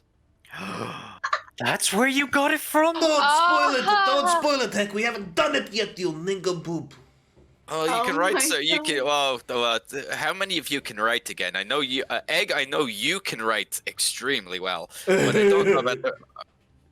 It's amazing. He's like a calligrapher with his writings. Not so much on the talking side. Oh, by the way, gang, this is my new buddy Dress. Hey, gang. Look How at is him. everybody? He looks kind of puny. Are you hanging out with the puny sorts now? And I mean, this fella actually full on poke shit in the chest. And he's like, "Hey, puny." Hey guys, back off. Okay, he does magic. Is there any candles or anything about the place? Yeah, there's like, there it is, yeah. Are they lit? Sorry, I'm deciding if I'm going to light all the candles or put them all out. Because it's the middle of the daytime, they're not lit. Okay, I'll light all the candles with prestidigitation. And he's about, "Oh, you, No magic in the tavern. Okay, sorry, didn't realise the It's rules. cool, he's with me. I don't fucking care who you are either. No magic in the tavern. Do you want me to put them out? Just no more magic. No more bloody magic. Okay. He's a bit of a, what you call a crab in the bed, yes? You're What? all the metaphors. No, he likes to think of himself as poetic, so he comes up with things. I like am this all the time. poetic. I am poetic with my blade. Better than you I can ever be, horny little man. It's I am no, that was one time, okay, and I have apologized for that. You haven't changed a bit. Come, let us grab drink. Sure, let's the drinks on me, I guess. No, drink on smallest. And he points at Dress. Oh no, he does. Your recruit should be the one paying. Recruits don't have any money. Not yet. Aww. And Seji, the woman's just like, yes, he hasn't the right to carry gold yet. You know? So as he kind of brought over to a table and you sit down, he's like, never thought I'd ever see your ugly mug again. Heck, I honest to God thought you'd be dead in a swamp or something. Well, you see, you couldn't have seen my ugly mug because it doesn't exist. The whole tavern just goes quiet. Yes, that was a joke. Terrible one, wasn't it? And they kind of look back to you and said, she's like, what are you doing here? I met up with a group of people and the heroes help in. We saved a small town named Glad Hollow, no big deal. And now we're here to help one of them with something, and apparently to get interrogated by the church. Yeah, we were summoned. Interesting. Summoned by the church. You guys are probably in a bit of trouble, I imagine. Don't see why. We did defeat a whole army of undead. Oh, Egg don't like undead. They're very chewy. Egg, I've told you a million times, you don't chew on undead. Right. Anyway, all that aside, we've got a bit of a job going. We were looking for a few more bodies if you're interested, Heck. It's what kind of job? We've been given... And how illegal? Oh, not illegal. It's actually sanctioned by a mayor. Oh. We've been given a job to go to this farm and kill a couple of ogres. Yes? Are the ogres running the farm, or are the ogres causing a problem for the farm? No, it's on the outskirts of Littleham. And big problem for farm because the ogres are taking the produce. Farmers are helpless. Guards, they've already lost a couple of guards, so they've called in the real warriors, yes? We won't be stepping on the toes of anyone, and we'll be helping people. I can always stand to make a bit more gold. Well, When are you planning on doing this? Whenever we decide to leave. Okay. But I think we've been summoned tomorrow. Oh, we can wait. It's no problem. It's only a couple of farmers, you know. He takes a sip of his drink. You're still drinking that piss? Well, I'd rather drink this piss than your piss like we had to do that time in the desert. Well, you're the one who... Piss? No, he was the one who messed up the map. He messed up the map, he was given it, he was put in charge of I the map. did not and mess up the rations. map. She's from the Sedgit Empire. You think she know where she's come? Leave me out of it, I do declare, okay? I do declare. Anyway, It's kind of... pays And it- you all laughed at me because I don't wear heavy armor like all of you, and now you were all broiling in the heat. That was very funny. Egg, you smelt like bacon. Oh, look at me, poor Heck. My mother's dead. I don't wear armor. Oh, here we go again with the sob story. Oh, damn. God. And this is why I don't talk about myself. Oh, don't be such a crab in the bed. Listen, the pay is 1,000 gold. Are you in? We split Well, it. we've got the... You bring we've your got- you bring your friends. I'll bring these guys. We split it down middle, 500 gold each. That sounds like a good deal to me, but we've got a few things we need to do in town first. Well, you come back to me and tell me when you're ready to go. I'd say we could leave in 3 or 4 days, maybe. No, maybe a bit longer, actually. And what about the rest of the Grimhounds? Has Rin or anything been around? I'm here on a recruiting mission. Oh, you're doing the propaganda thing where you stand outside and talk about how cool it is to be a Grimhound. Yes, I remember that duty. It sucks ass. Yes, I was a bold boy and killed a little bit more than I should. You know. You do know that Rumsey did have a temper. He's a bit of a temper. Yes, yes, you tended to get carried away. That's one way of putting it. So, Heck and Drez, you're here with others, is that correct? Yeah, the rest of them have gone off and just looking up on some things. One of them is going to their church to pray to their god and stuff. We call ourselves Billy's lads. Yeah, That Billy's is- lads. That is the dumbest name I've ever heard for a company in my entire life, and I've heard them all. Suddenly on the wind, we hear Brunton's voice going, "No." I'm just rubbing. Anyway, So, it was good seeing you, Heck, but we've got a little bit of business to take care of down by the docks. You can find us staying here though if you're interested. Yes, Yes, what are the you're rooms like staying in here? this place? the rooms here not so bad. Let's just say we have a party member who's very particular on her sleeping arrangements. I see. Like, is it fine for us? Well, I mean, I don't. What do you mean particular? What does this mean? It needs to be 100% clean, perfect, drop dead gorgeous, very expensive looking. Have you considered the fucking Cryox Manor? Is that in the center of town? It's over by the waterfalls. Although, in all seriousness, you could probably get her a nicer place in Cobble West. Cobble West, okay. Cobble West, it's over by the docks. We're heading that way now if you want to come with us. A little bit more pricier, but you get a nicer room, yeah?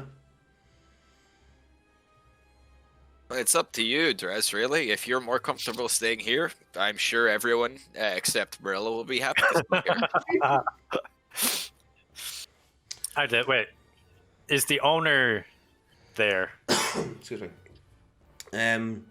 The owner of the hotel? Aye. Yes, the owner should be there, I imagine. I don't know. Maybe not. Who knows? Why do you want to speak to an owner? You want the room, no? Oh, sorry, I assumed they're one and the same. I'm not used. I'll admit, like, I'm not used to a big town. Well, you see, in Cerromith, people will tend to own buildings, but not actively be in them. They're just part of making the money, yes? But this particular building I'm thinking of is called the Arkek Hotel. Arkek. The Arkek Hotel. It is the best place to stay if one is looking for, comfort.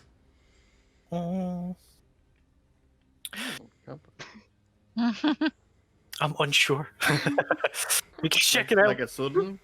Now, when you say comfort, do you mean comfort as in like a comfy bed, or comfort as in like you, where there are lots of horse involved? Purple. Oh, both, but these are not considered whores. These are called escorts.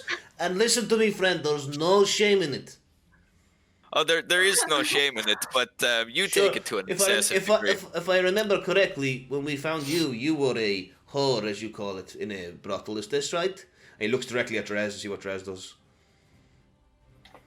I look a heck kind of shocked. Like, Look at him! Look at him! He is like a baby in a zoo. Do you think we could have another crate fucker on our hands? I No. lean in. no, let's see what you do to me. Shall we make a move, then I'll show you where this hotel is. Sure. Good. What? I kind of lean into the heck and go, "What's a brothel?" A brothel is a place where ladies and men and indeterminates work their bodies for money. Tarrytown had a few. Oh, okay. Sorry. I'm assuming my town was very small, so I wasn't too sure if it actually had a brothel or They not. probably had one or two, ladies of the night, maybe men of the night. It's harsh up in the north, people. It's harsh. Take your comfort where you can find it, And with that note, we're going to take a 5-minute break. I just want to get a drink. Doing it, that voice is drying out my throat a little bit. So, 5-minute break. We will be back. Hang on, and we'll continue on with Perils of the Mad. You'll see So my metal. friend here, Heck. He's very good at eating. Hello, Dun, guys. dun, dun, dun. Welcome back to Perils of the Mad. We are Make This Epic. You've been watching this entire time. Do me a favour, if you like what you've been seeing, please hit that follow button. And please go to our YouTube channel, our Instagram, our Facebook, our Reddit, or wherever you can find us, the crack alley behind your house, and follow us there, subscribe to us there. Don't miss anything that we will ever post. We'll be posting lore videos, cooking videos. Colleen will be telling us about our favourite brand of popcorn, which is why we took so long to come back. And This is the brown. That's okay, so long. we will have oodles of noodles of content coming up in the next couple of months, and we don't want you guys to miss any of it. So make sure you follow, make sure you subscribe, make sure you do all that crap, right? So let's get back into it. We've just left off where Drez and Heck, with their, weird kind of mercenary company that Heck was a part of, are making their way towards the docks. As this happens, camera pans out upon the entire city of Cerromith, revealing its beauty and pristine silver walkways, as we shift over to a woman named Marilla entering a embassy of Magrotov. Magrotov is the city of wizards, the city of magic, the city of sorcerers, the city of anything to do with magic. It's like something out of the future, because all this magic energy is pumped into it. They have an embassy in every single city in the entire world, because their job is to monitor the magic users of the world and make sure that they don't become too powerful, too dangerous, or just do anything that could upset the natural fabric of time and space and destroy everybody in the blink of an eye. Because as we know, wizards tend to do that, especially when they have the wish spell. So you approach this long, beautiful, oval-shaped building. It's a very unusual design. And in front of you, you see a long, silver steel door, Marilla. And coming down the middle of it are all these tendrils carved into it of lightning. And as you stand there, it goes... little kind of long little lines of blue goes through the lightning, as if they're just empowering the door of some kind. And as you approach it, nothing happens. What would you like to do? I say, open up.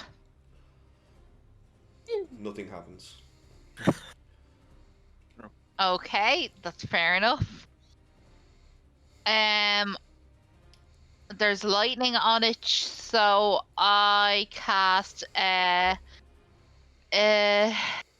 first level witch's bolt on them. Right, okay. So you begin to Wait, summon... what? You begin to summon this spell, Marilla, as all of a sudden the door shoots open, and behind it you see this old, what I can only describe as stereotypical wizard.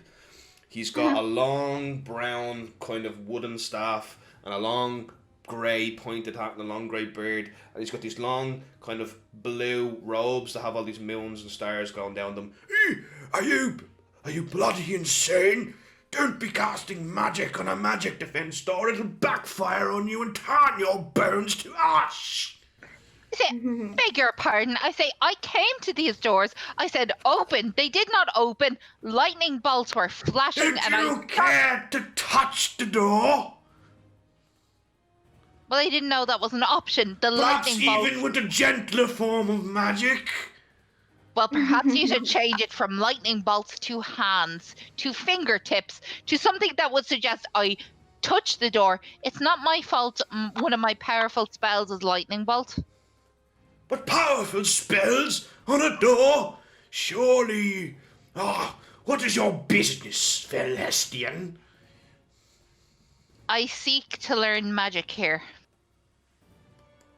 He clats his teeth at that. Seek magic. Learn magic. Clearly you know magic, no? Sorry? You clearly know magic, yes? I clearly know magic. But I say, as the gatekeeper here, I assume you know what I look for. I look for a deeper knowledge. Something that will help me in what I look for. A little bit of knowledge goes a long way, yes. Fine, come in, come in. As he kind of turns around, he walks to the door. Come here, register her up. You do understand to be taught magic by the Embassy of Magrotov. You must register with the mages of Magrotov. Are you currently registered, lady? I do not know. I do not know if my master has registered me or not. Who is your master? I would rather not disclose. Well, you must disclose your master on the registration forms. I believe he may wish to be hidden at the moment. This is most weird, but fine. It's not everyone who has to, register a master. It's not a big problem. Come on, come in here. Come on, come here. And you can see, like, she just kind of puts all these pages out on the table, just using magic. And then she does that, and she kind of...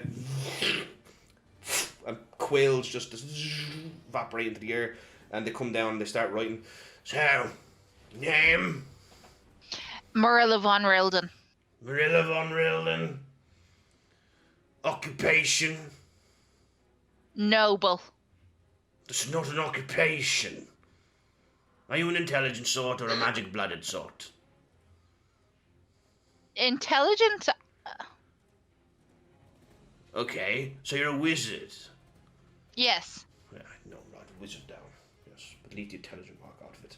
And then, where you hail from? Fellhest. Fairlest, obviously. Yes, no problem at all. Okay, we're just going to check now. We have a special registry for Fairlestians. The bloodlines are quite honorific, you understand. Find the Von Rildens for me. Yes, good girl. You can see she kind of walks off towards this foiling cabinet and she pulls it out. Doesn't touch it, just with magic. She begins looking through it. Master, there doesn't seem to be any Von Rildens in Felhest. I thought you said you were noble. I am noble. But why can't we find your family then? I do not know. Perhaps there is a problem with your register. Excuse me? A problem with my register? Clearly you're not telling the truth, are you? I say perhaps I'm not, but if not, it's for good reason. So you just admitted to lying on your registry forms. Is that correct? I say, may I speak to you in private for a moment? Yes, fine. Camilla, take your lunch, darling. Go ahead. Yes, sir. And she wanders off. Camilla. Sit down. Come on. What is it, girl? You in a bit of trouble? The mages of Magrotov won't tolerate deceit. We're an honest breed of mage users. We follow the tenets of the magic. I say, I completely understand that. I say, I know, or I believe my master of magic was quite respected by your kind. Would we know his name or her name? I believe you would know his name. What is it? I am afraid to say because he holds something quite precious to me close to his heart. However, I will be willing to disclose my name and put myself at risk. I believe if I give you my name, you will seek what you need and you will ask no further questions. Well, may I just add that our records are entirely confidential and are magically sealed by a magic that is more powerful than any mage found in these decrepit lands. Say, will I trust your word as a noble and as a wizard? Or a sorcerer, whatever your source of magic might be. Anyway, what you're saying? My name is Marilla von Mordier. Marilla von Mordier. And he kind of over to the foiling cabinet. He goes, the von Mordiers. How did you lie about that girl? Surely you've nothing to hide as one of them. Yes. Oh, I see. There's a 10,000 gold reward on your head. That would be it, wouldn't it? I say I trust that this can be kept secret. Thankfully, the affairs of the magic are not that of the gold. We can forget that I ever saw that little page. And he burns it up. Now you may doubt my registry, dear girl, as being incomplete. Cheek. Nonsense. He puts it back in. Very well. I'll register you as Marilla von Rilden. I say, while on the subject of registration and the whereabouts of wizards, may I ask you a question? Yes? My master, surely you can see it from your records. I can't. No. You're not registered. He never registered me. The master might not always register somebody of a noble blood. It is not... The nobles of Felhest in particular tend to think they're above regulation, especially that of magic regulation. And it's very possible that they didn't want you to be magically regulated. Or it's also possible your master's a fugitive. I doubt this man is a fugitive. Well, what's his name and I'll tell you. If he is, it matters not. You're not going to know where he is, are you? No. What's his name? I say his name is Viscus. Viscus... Verminius. Verminius. It's not a name It's not a name I'd be quite familiar with, no.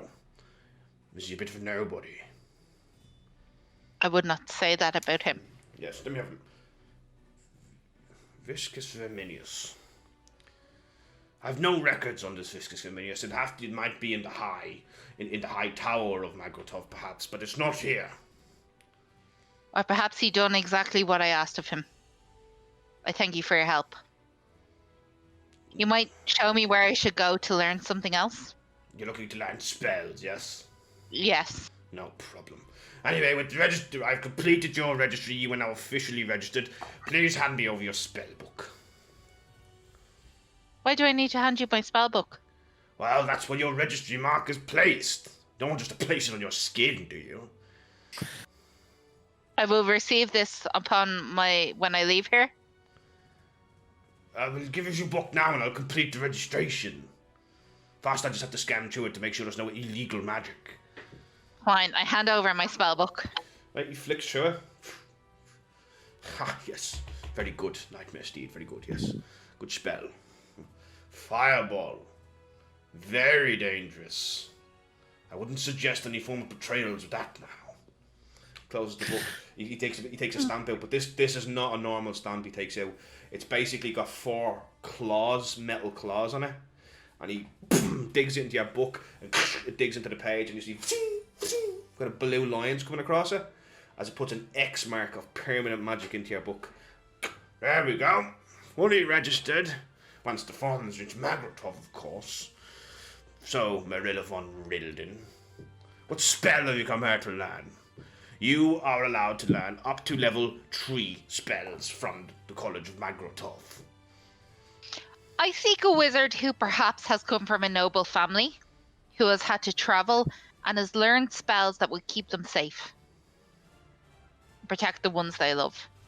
I don't understand. Have you come to learn spells from me, or to find a wizard? I've come to find a wizard who fits my criteria. Come now, I know you haven't just met people coming to learn spells. I'm sure they need to fit certain criteria. This is the criteria. My job is to teach people spells if they're willing to register with the college.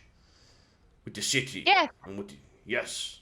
Are you to teach me the spells? Yes, I can teach you the spells. That wasn't very clear. What? Oh, preposterous. Poppycock. Anyway, let me just show you the list of spells I have available. And he kind of walks over. Yes, there we go. Yes, grade C. Let me hang on. There we go. Okay. He puts a book down and he opens it up, right? And see what I have available. I'm just going to generate some spells here. Any school of preference? Movement. No, school of preference. You know, schools. Enchantment. Generalist, abjurer, conjurer, diviner, enchanter, evoker, illusionist, necromancer, transmuter. You don't need to repeat them. Enchantment. I've said that. Enchantress. A tricky bunch. Yes. So, I've got a number of spells here that I am permitted to teach you. The first one of which is a spell called Charm Person. The second is Spell Sleep. Oh, wait, hang on. Am I looking at the right thing here? 1 second. He kind of looks over the cover. This might not be advanced enough for you. Give me but a moment. And you kind of see he goes rustling back over to his books. This is not good. Come on. And he takes it and goes, I'll tell you what. I'll use the old style of selling, if that's okay with you. It's fine. It's fine. Just give me something that helps. Well, anything will help, my dear. You'll have to be more specific.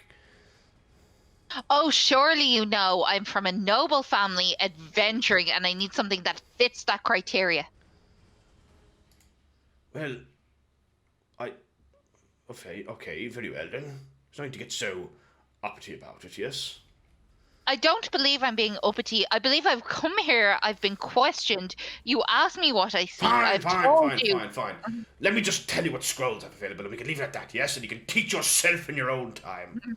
Yes? So I've got a scroll of animal shapes, a scroll of awaken, a scroll of beast sense, a scroll of Bigby's hand, a scroll of blade ward, a scroll of compelled duel, a scroll of conjure barrage, a scroll of conjure woodling beings, a scroll of contagion, a scroll of ensnaring strike, a scroll of feign death, a scroll of fog cloud, hallucinate terrain, heroism, infernal calling, knock, Lehman's tiny hut, locate animals or plants, magic stone, reincarnate, spare the dying, time to step, 3 stride, wall of force, and another wall of stone.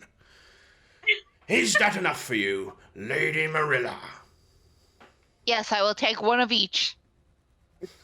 You don't have enough gold for that, my dear. They're incredibly expensive. I have to pay for this. Of course. You get anything for free. What kind of school is this? I've registered with a charlatan. You get a 10% discount, though. I have given up my safety, my dignity for 10%. May I perhaps suggest a spell? Yes. I do have a good one here that I found quite useful in my past. It's called Fog Cloud. It lets you create a 20-foot radius sphere of fog centered on a point within range. The sphere spreads around corners in an area that's heavily obscured. It makes you less easy to see. What about that one?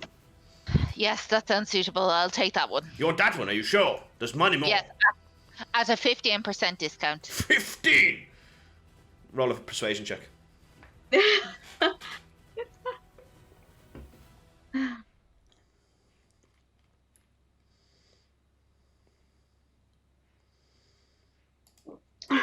$21. Fine. He takes out a little pen and paper. That'll be 102 gold.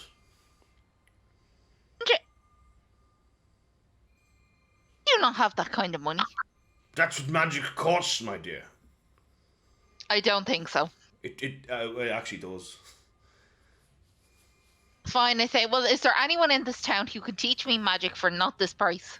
But you get a 15% discount here, so I hardly think so.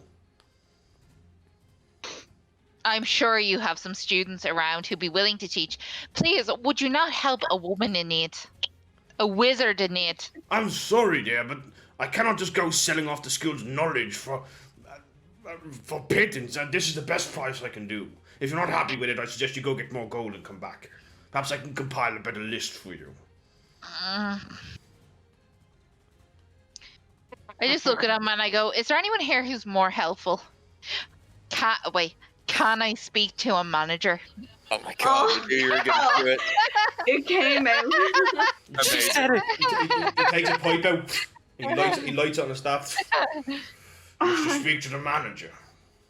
If you are the manager, I want to speak to the director. She wants the top of the top. Fine. Wait here. As I want someone above and he you. walks off into the back room, and you can hear him arguing with somebody. And you see he comes walking out like this, and then you see beside him is this tiny little kobold wearing a robe as he walks over. Can I help you, madame?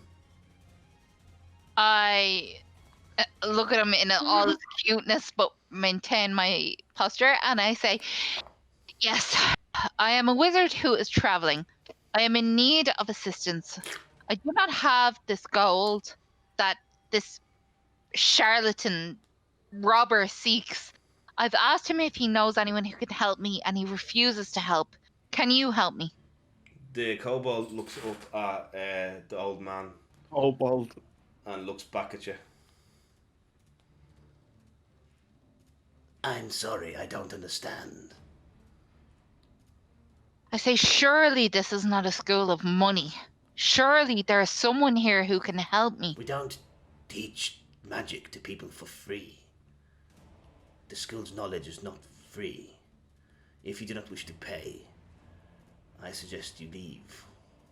Such a high price, though. What was the price? For what spell?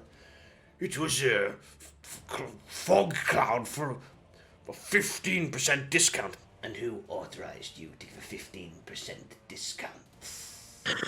Well, she was quite convincing, yes. You are not to be offering 15% discounts. And he just looks away, and the kobold looks at you. I'm sorry, madame, but I'll have to rearrange the price to 10%. So it will actually be a bit more. Marilla looks disgusted at the two of them, and she says, no wonder I seen what I saw in Gladhello. When no one can seek, when wizards cannot seek knowledge here. I am a Von Mordier, and this is how you treat me. How would you treat someone off the street? The exact same way once they register. So once gold is the currency here. Gold is Not the magic. currency. Gold is the currency everywhere. Not for wizards. Yes, Magic is the currency you see, for wizards. here is your fundamental flaw. Magic does not elevate you above fellow man. I do not believe it does. That's And you why I must believe it. pay like everybody else. Actually, by your standards, if you pay, it means you're above everyone else. I believe it should be free for everyone who needs it. Those of magic are well capable of earning enough gold to pay for a service. Really? So a small child learning magic is able to receive 150 gold to feed themselves. A small child would not need to know fog clouds. This is just... You have irritated me. You may leave. You have irritated me.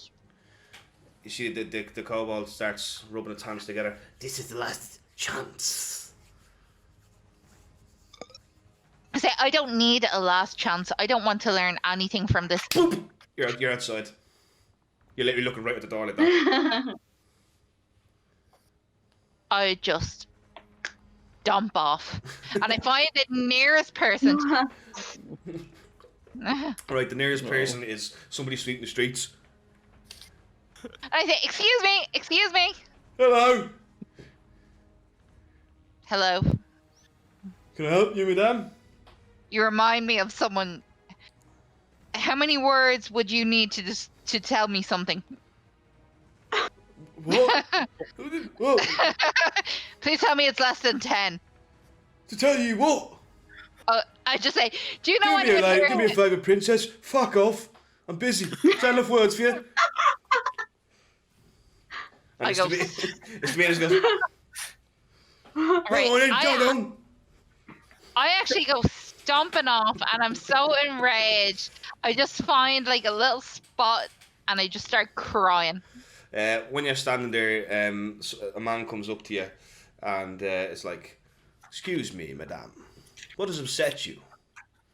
And as you look up and see, you can see this man with long, lovely golden blonde hair, and he's got this silk tight red, no bit of clothes on, and he's got a cane down by his side. He looks very pompous, kind of. It's like, "Madame, what has upset you?"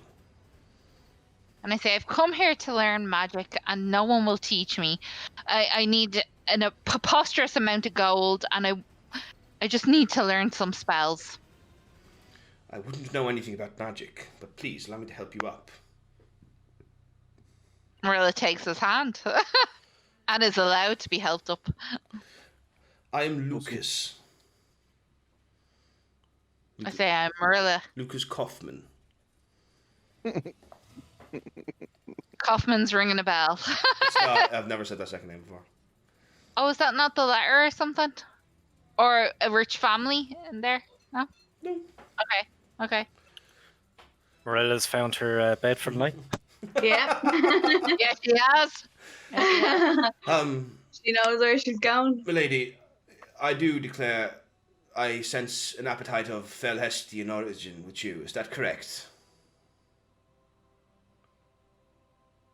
Yes. Perhaps it would be undignified to cry on the ground.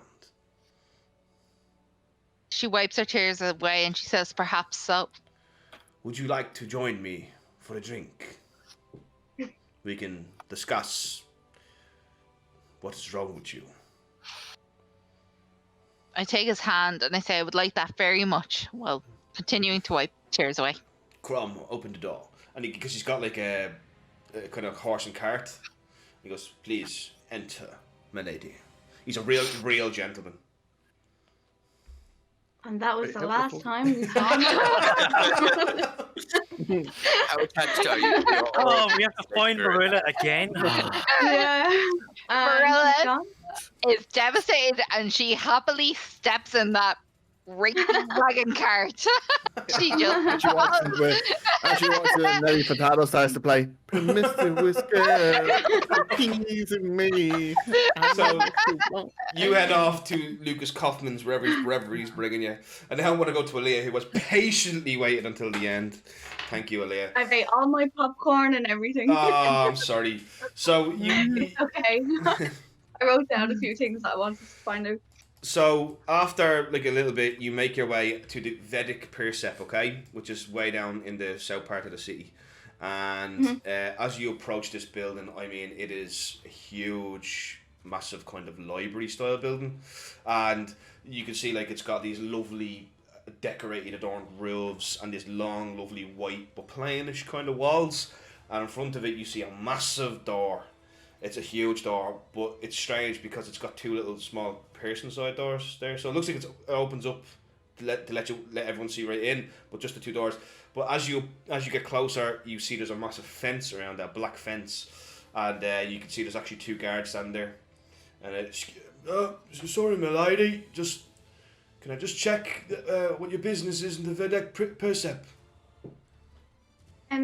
I just want to find out some knowledge about different things. I've been here since my secretary Ernan. Bless me, secretary. I didn't realise.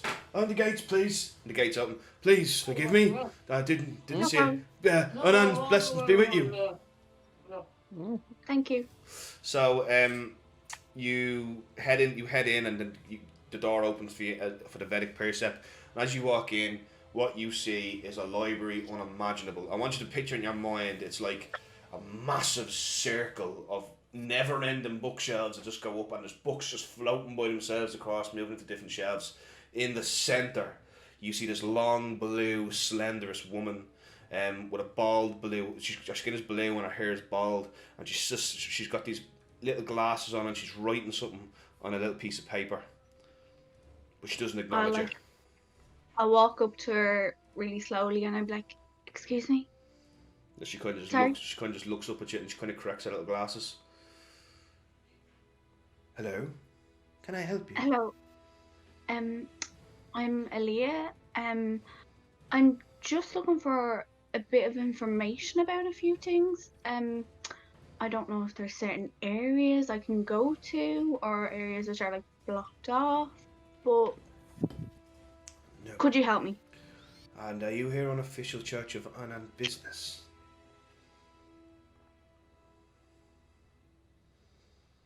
No. Then you will have to pay the entrance fee.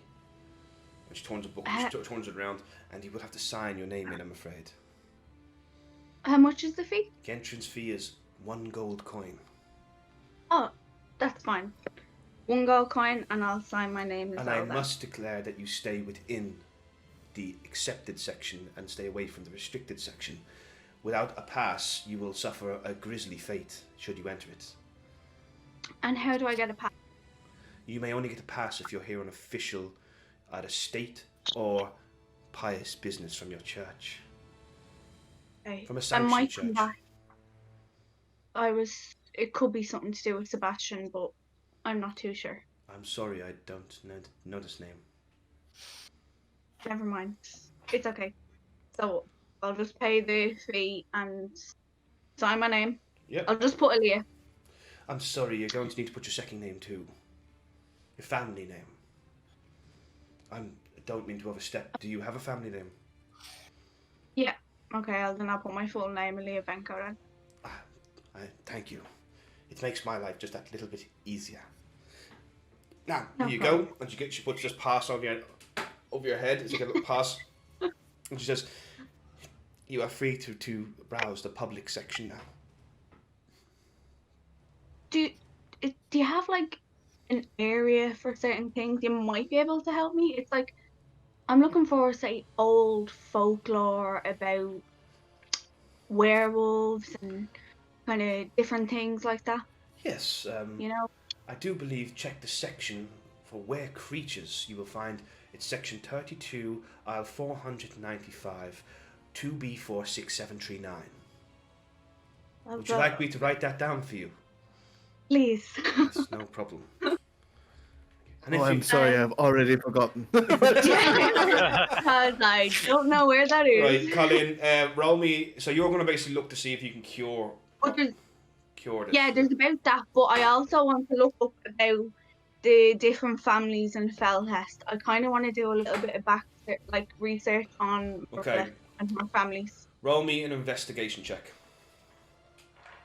Oh, does it have to be investigation? It does, yes.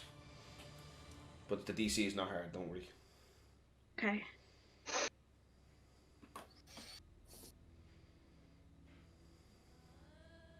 Oh my gosh. Well, it's harder than that. I don't even know what a book is. So you kind of wander in, you're like, you just, unfortunately, Aaliyah, you just cannot find what you were looking for today. Was that about everything though, or was that just about one thing? That was kind of okay. We'll say that was about the were creatures. So you don't find anything useful on the were creatures. You can barely find the section. No, natural one. You're just like, now roll me for the bloodlines of Felhest. I want to find out a few things. I want to find out if I can see anything about Marilla's family, and then I want to look up about Dimitri and his family. The Delacourts. Okay. So Yeah. roll me an investigation check. I'll take it for both. So 2. Like Aaliyah's stupid today. Oh my god. Oh god. You don't find anything. Just nothing useful. This is like It's just shit. you just keep getting distracted and you just keep looking around and you just before you know it, Oh. it's time. It's getting almost time to leave and you haven't managed to find any information. So was that about one of them, or will I roll for the next No, one? that's about both of them. Both They'd the all families? they'd all kind of be in the same area, yeah. So it just kind of doesn't work out, unfortunately. Sorry. Well, Can I she's not, better do, than two. like, a history or something? On one. Like, right, so I can't even find the book to do with werewolves. You find but the knowledge you find is just useless. It's just like, I'll give you something. I don't want you to leave with nothing. Yeah, but like, you in terms of werewolves, you find that there are many different types of were creatures. There are like were-boars, were-bears, werewolves, all that, were-bats even. There's all different kinds, and it is actually a disease. That much you find out. So you've confirmed scientific research that it's a disease, lycanthropy and all that goes with it. In terms of the Felhest, you find a list of it's like a brief kind of small history about an attack that happened on Felhest a couple of years ago. It's more like a news article.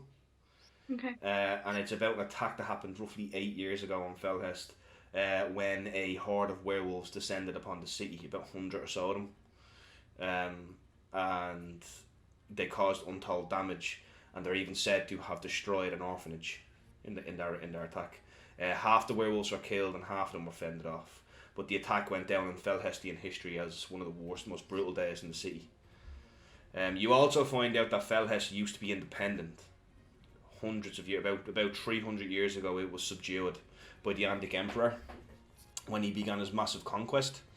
And he killed the Grand Prince of Felhest.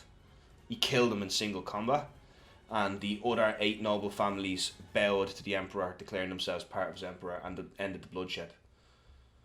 It's known as the Black Day in Felhestian history. It's when Felhest became a chroiarchy of the Andic Empire instead of the independent country or little petty kingdom that it was at the time. But that's kind of all the information you can find out. It's not really what you're looking for. Do they have like the folklore sort of section? That was just, or is this what? This is pretty much the accumulation. Your rolls are terrible, Colin, so this is pretty much all you can gather for today. Okay. Can I like wander over towards the section that I'm not going to go towards? The restricted section?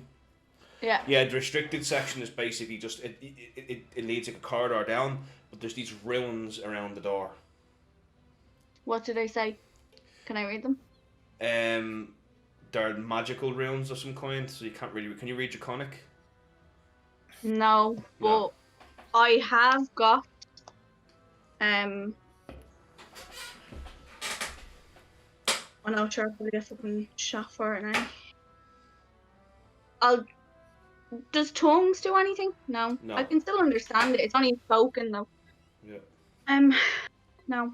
Okay, well I suppose I can't really find anything else. All my fucking research went down the fucking drain. Oh, you found a little bit out there. Maybe a little bit. Yeah. So before I go back to everybody, I want to go outside though, and I want to kind of find somewhere quiet, like down an alley, but you wouldn't know where I was. Yeah. Alright? Okay. And Yep. I want to cast Sending, Okay. but I want to cast it to your man, not Curtis, whatever his name is. Who? Your man, Kurt Bryce, what's his name? The vampire hunter? Curtis Zeinman. Yes. Okay, what do you want to send him a message? I'd say you're familiar enough with him to do it. Yeah. Well, I was actually going to ask him.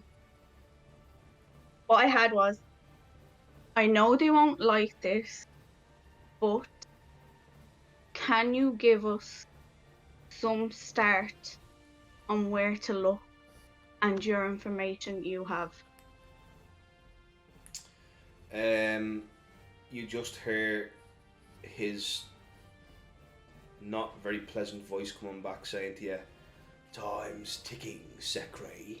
Tick, tock, tick, tock." And that's all he says.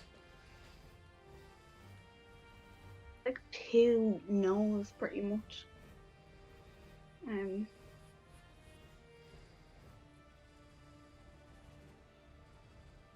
done? I'll send it again. Okay, go ahead. And Please respond. yeah, I know. I'm literally getting nothing. Like, I'll send it again, and I'll say,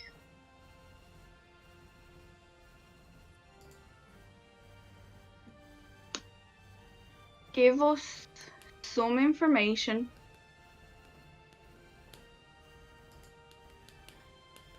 as I don't know if I trust Marilla.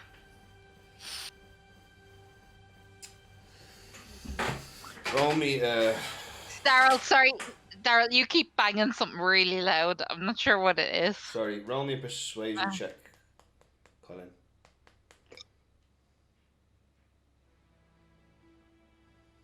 Or intimidation, can I do? No, definitely not. Fake.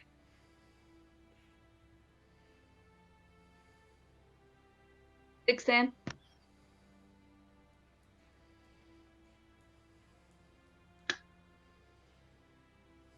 He just messages back in his mind and just says, "Where would a creature like that hide?"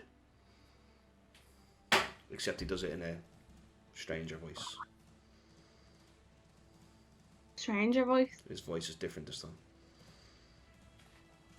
And then, yeah, that's it. Right. So, I'll just go to the. Can I find a church Urnan and just go pray for a little while? okay, you go to the Church of Ornan and you go pray for a while. I'm going to go back to Bruntinus. You've been jogging for a while. Is there anything you want to do? As you're kind of jogging, you do see Heck and Drez walking along the road with 4 other strangers beside them. Oh, that. Well, does it look like they're aggressive towards them, or are they just No. Sorry. One of them is quite clearly mocking Heck, and the other one, like, there's this massive half orc, and he's like doing this with Drez, like as if he's really short. You Oh, know? do I know that he's taking the piss out of Drez? Can I roll a perception check to see if it... Yeah. Roll a perception check. Yeah, and Marilla, as you're coming along on the cart, you see Brunton is staring across at something. 3. Oh. Trey, I no, have a actually, minus- you're unsure if it's friendly at all. Right, so I charge over them. You see, so really, from the cart going by, and your man Lucas is just waffling the ears off you about life in Cerromith, and you can see Brunt just charging across. I straight away super open funny. the carriage door and start running after Bruntinus. Milady, as you run out of the cart and jump up, and Bruntinus, yeah, His fedora falls off. so Heck, I'm fucking Terminator style, man. Heck, you can see Rumsey is describing one time when you fell face first into a latrine, and he's like, you want to see the way he, and you can see he goes pale for a second. There's also you can see basically running over. You can see Brunton stopping right in front of Rumsey. He's like, oh my goodness, it's Minotaur. Oh no, he's cool. So Brunton is usually basically 1 second, Daryl, 1 second. We're getting raided, and the Nightbot is timing everyone out. Yeah, I'm seeing that. I'm just seeing just the rain happen, and everybody's like, delete. Jolly Buddha, some bleeding lad, fair play to you, pal. I just gotta get my phone charger. Just 1 sec, but you continue. I'm just Fucking gonna... Nightbot, man. Everybody, welcome to Way make too this good. epic. We're in the middle of a showdown between a mercenary company and Bruntinus. Once again, Yeah. Jolly Buddha, sound boys. Boss Minotaur of all Thanks, guys. Minotaurs. The boss man of all Minotaurs, yeah. Let's just give Happy a chance there to fix Nightbot. Literally anything you put in, it's like, nope. I know, we need to fix it. Fuck. We will fix Alright, go on. We will fix Nightbot. But if you like what you see here, guys, hit the follow button. So Bruntinus, you charge up to Runzi, and Runzi has this kind of conversation with Heck, and Heck is basically like, oh no, like he's fine. So what's Bruntinus going to say to that now? I'm gonna literally charge right in front of Drez. In front of And Heck. Trez?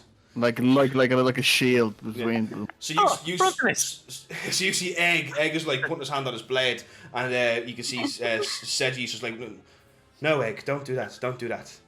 And, I kind of like poke my Drez, head out. Heck, what the is side going of- on here? my friend? This is Heck's old buddies?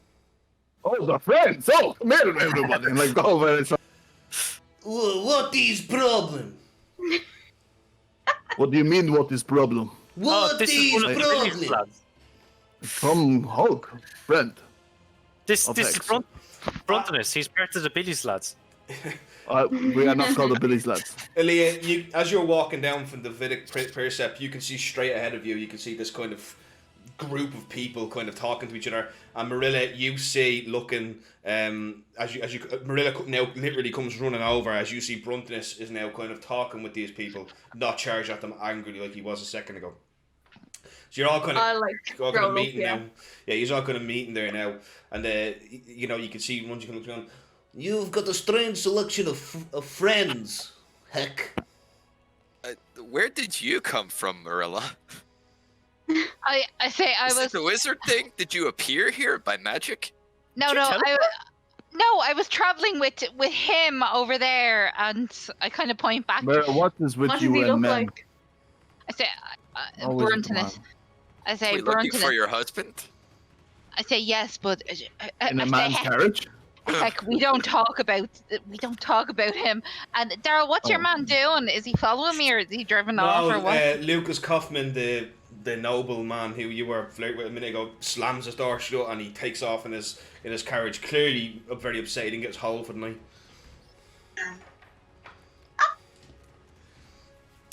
No place for you to stay. Heck, these Kind of nice place. introduce your friends to your friends.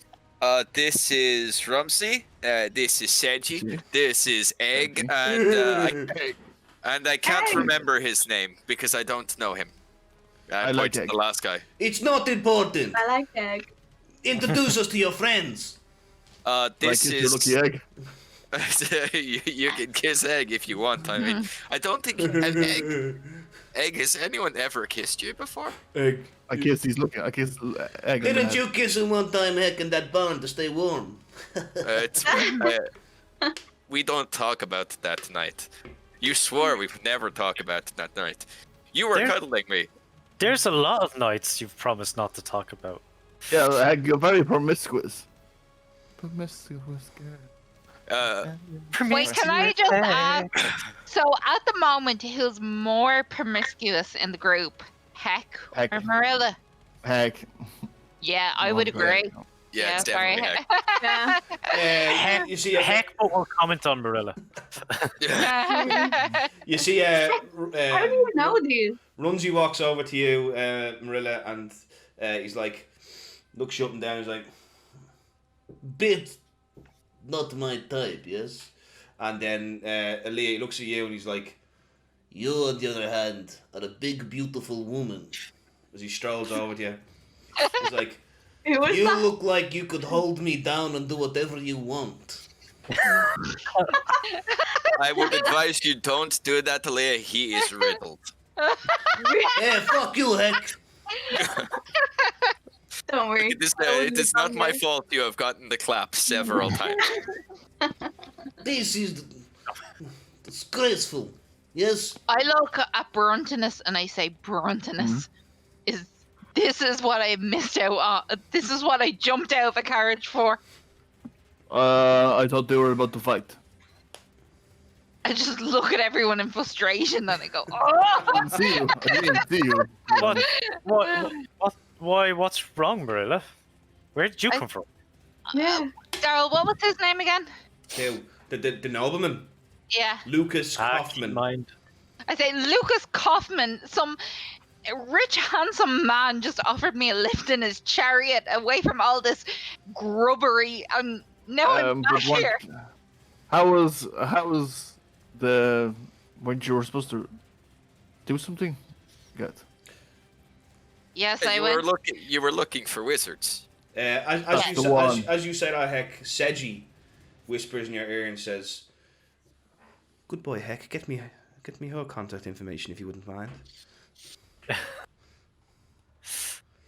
Do I hear that?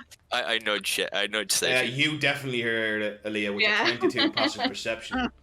I hear everyone's I am the noise.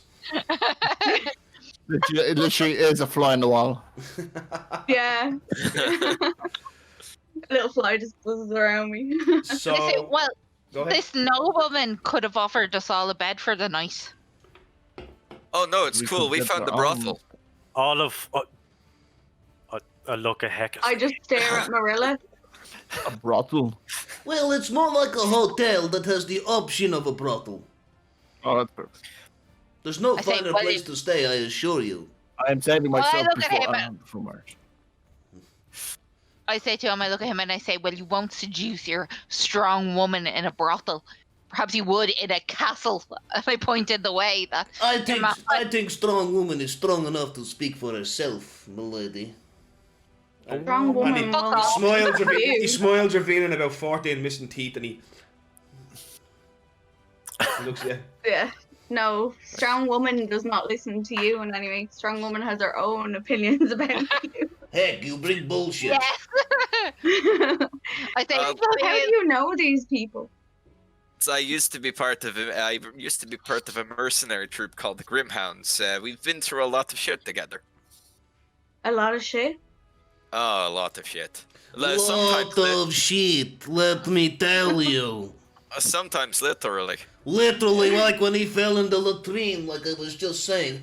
He crawled like spider and shit. I fell in on top of you. Well, that's not the important part of story, heck. They You seem could to not like speak. shit a lot. You were No, trying no, to yell what the for heck, help, Scottish but your man? mouth was full of it. You couldn't stop vomiting. It was very funny. We've got important business to take care of. I have to go anyway. Listen, there is building I said I'd point out. The Arcec Hotel, yes? No, Yes. thank you. It's 5 gold a night, though. Goodbye. He wanders off, and you see Marilla Seji, who is, like I said, the woman.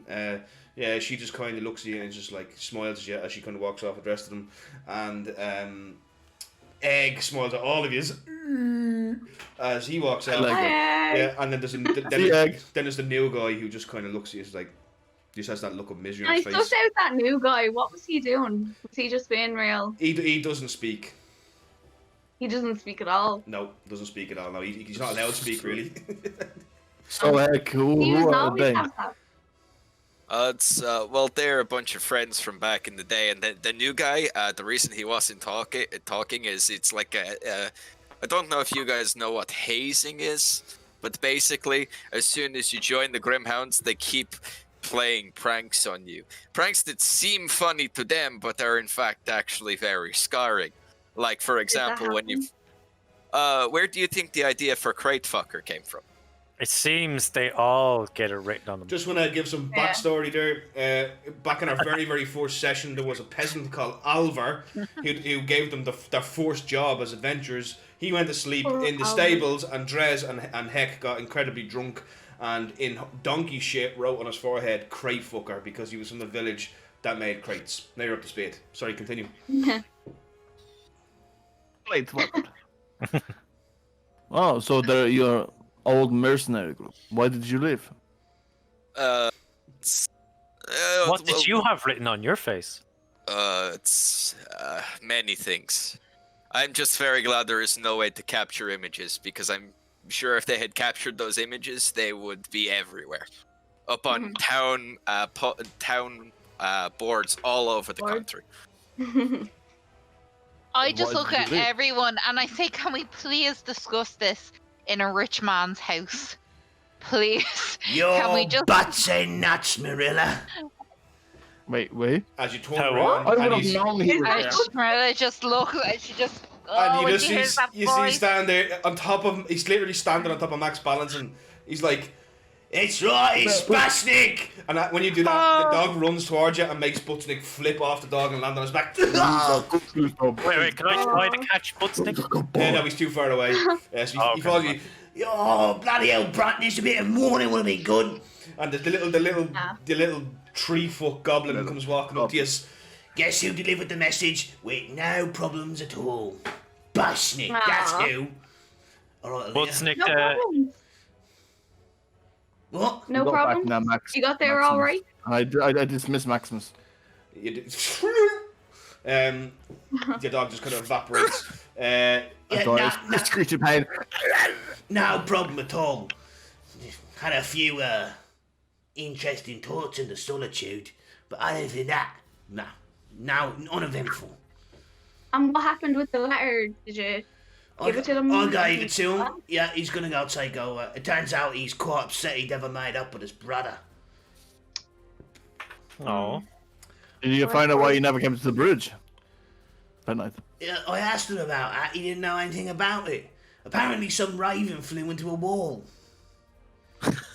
And you see, I look at Morello and be like, you see Morello is just like, yeah, but in Raven cause, yeah, no, I don't know what he's on about, pal. Yes. Reliable Raven. Yeah, so, what we do now? Are we going to go fight a dragon? Or are we going to go slay a monster of some kind? Or maybe get some eat in the on? What we doing? We're going to a brothel. Nice.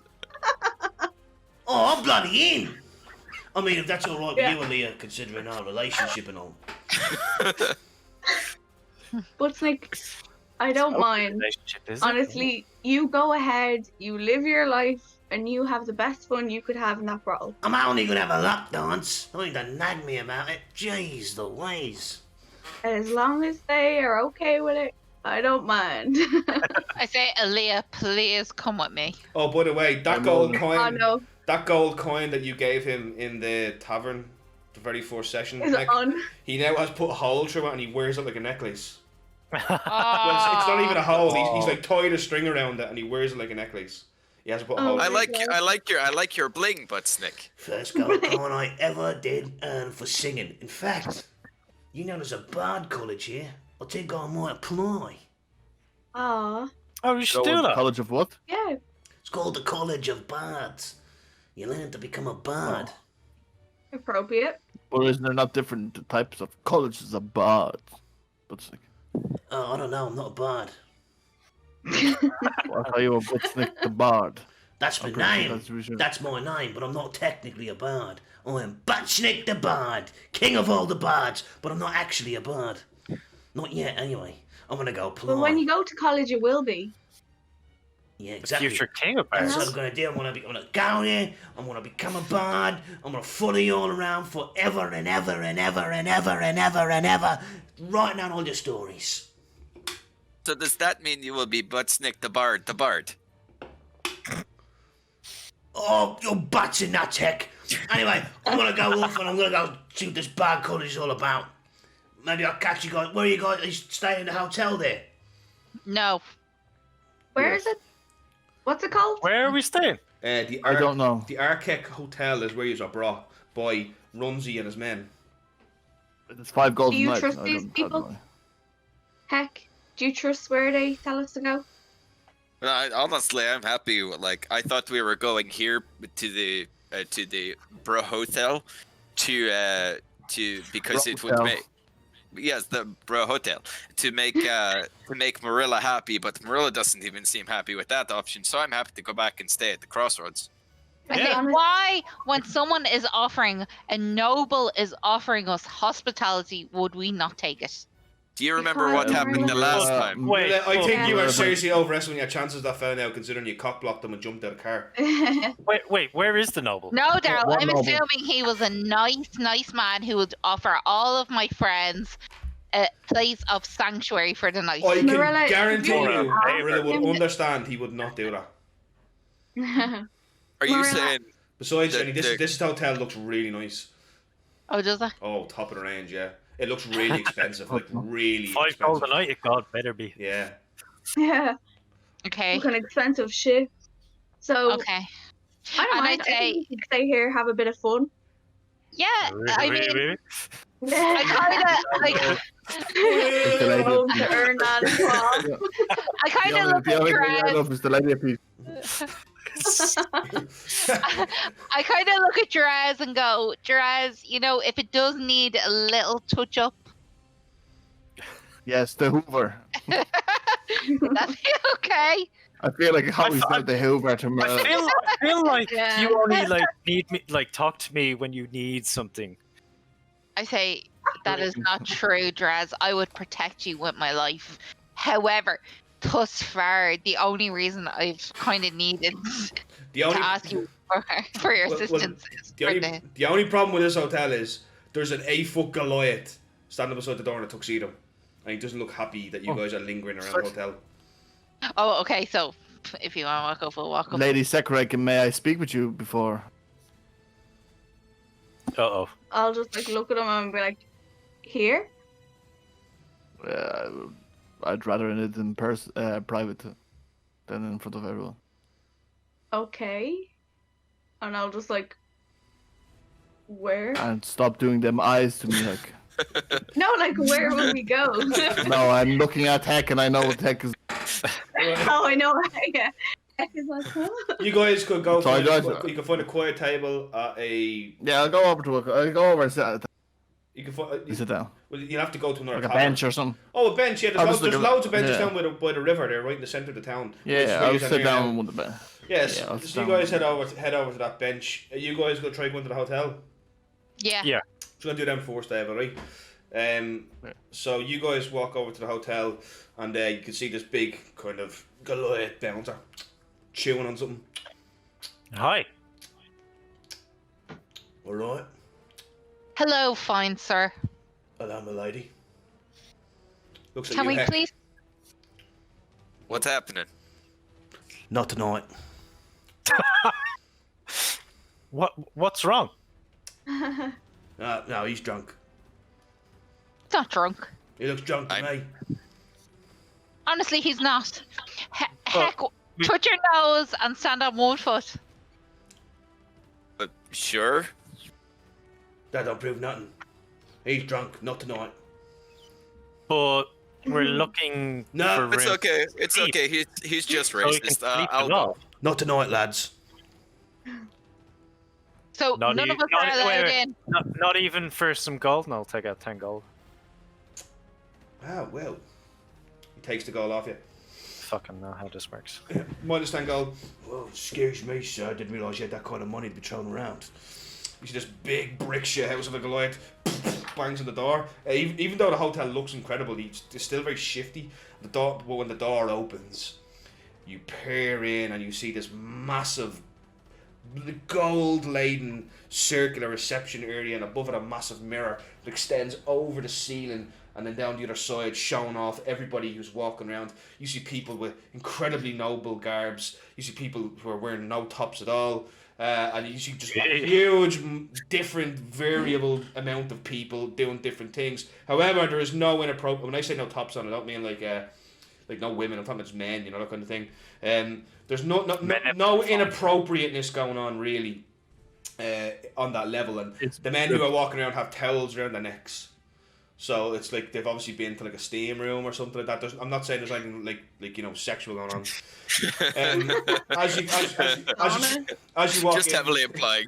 there's actually The sexual tension is off the charts. There's nothing sexual going on, right? you see a butler stands there and he's got this needle thin mustache, and another butler on the other side has got a bit of a jolly butter mustache. If you've been following him, you can see it there. And the one with the jolly butter mustache just goes, "Can I help you, sir?" To you, Drez. Oh, to me. Oh, we're looking for some rooms for a couple of days. Of course, Lord Governor. And you see, he clicks his fingers, and you see like three kind of serving people come out with glasses of champagne. Please indulge yourselves. Okay. It doesn't matter that we need 5 rooms for 5. You may As discuss that with the concierge right over here, my lord. Oh. Thank you. You can literally see the glee on Morello's face being here. Like, literally, like, oh. Mr. Potter. Yeah, I was just seeing Nikki just said that. I was like, Alan Richmond, is that you? So you guys are brought over to the reception area, and you can see a lady looks up and she just goes, "How may I help you, lords?" We're looking for a couple of rooms for a couple of days, possibly. Of course. How many rooms would you be thinking, sir? Well, we need to sleep for 5. So you would like 5 rooms? Or are there any couples? I turned back to the rest of them. I was like, is there any couples? Well, we won't know until Aaliyah and Bruntonus get back, huh? Actually, I think it would be quite funny to book a room for the 3 of us and book a room for them. Oh, 4 rooms, 1 for them too, and 3 separate rooms for us. Oh, we should totally do it. The thought of Bruntonus and Aaliyah, like, No. So they would kill each other. there's a lot of possibilities there that wouldn't be anatomically correct. Murder. I say on a serious note, no, I will share with Aaliyah if the 3 boys want to share. So, of course, my lady, as she courtesies.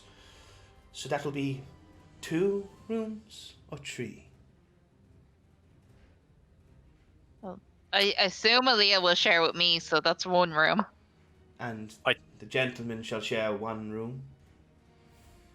Yeah, but there are 3 gentlemen. Yeah, we might. Yeah, maybe 3 rooms because Brunton he's a big boy. He might need his own bed. Large size room, of course. Now, would you like these upon the first, second, third, fourth, fifth, sixth, seventh, or she looks at you, or the 8th floor? 8. The 8th floor carries a triple price for various reasons. I would rather stay on that? I'd rather stay on the ground floor. First floor. Then. For various reasons. There are no rooms on the ground floor. The first floor is the first floor you can stay on. And Okay, what are the reasons for the 8th floor? The 8th floor comes with the special bounties of, shall we call it, promiscuousness? Okay, I'm on board with the 8th floor now. I'm on board with the 8th floor. Wait. Do you want to share the bounty? If there's going to be I've never been to the 8th floor. I say, Draz, you should come to Felhest. I am in the 8th floor. So one of those rooms shall be. So one of those rooms shall be on the 8th floor. Where would the second room be? Oh, we should totally put Brunton's room on the 8th floor. Yeah, make that a second room. 2 rooms on the 8th floor, and the third Oh my room. god, blood, you're killing me. What's the 7th floor? What's that like? The 7th floor is a Yeah. standard floor. Just has the best view of Cerromith. There are no windows on the 8th floor. For various reasons, I'm assuming. Oh yes. Oh I say- god. I genuinely turn to Bruntonus and I say, Bruntonus, would you not? Yeah, Brunton's Brunton's not not there. there. Yeah. Well, I say, can we please get Bruntonus a room on the 8th floor? They've already done that. Oh, sorry, done. It's done. Oh, sorry. Why have? Oh, sorry. They've just done that Sorry. there. They've just stuff right there. So shall the third floor be on the 7th? Or shall the third room be on the 7th floor then, Sam? Who is this third room for? I'll take the 7th floor. If heck you want to get your own room again on the 8th floor. Oh, you don't want to share? Not if it's the 8th floor. I'm not sharing an 8th floor. Oh no, like you can leave the room and then you can come in afterwards after I've cleaned. After I've cleaned. I must say there is a no discussing 8th floor matters policy here at the reception, if you don't mind. There are children sorry, yeah. present, and I say, she fixes her glasses. Mm-hmm. Draz, trust me. Come to the 8th floor. God, what's going on here? Madame, if I may be so bold, he does look like a bit of a country boy to me, and may not be up to the standards of the 8th floor.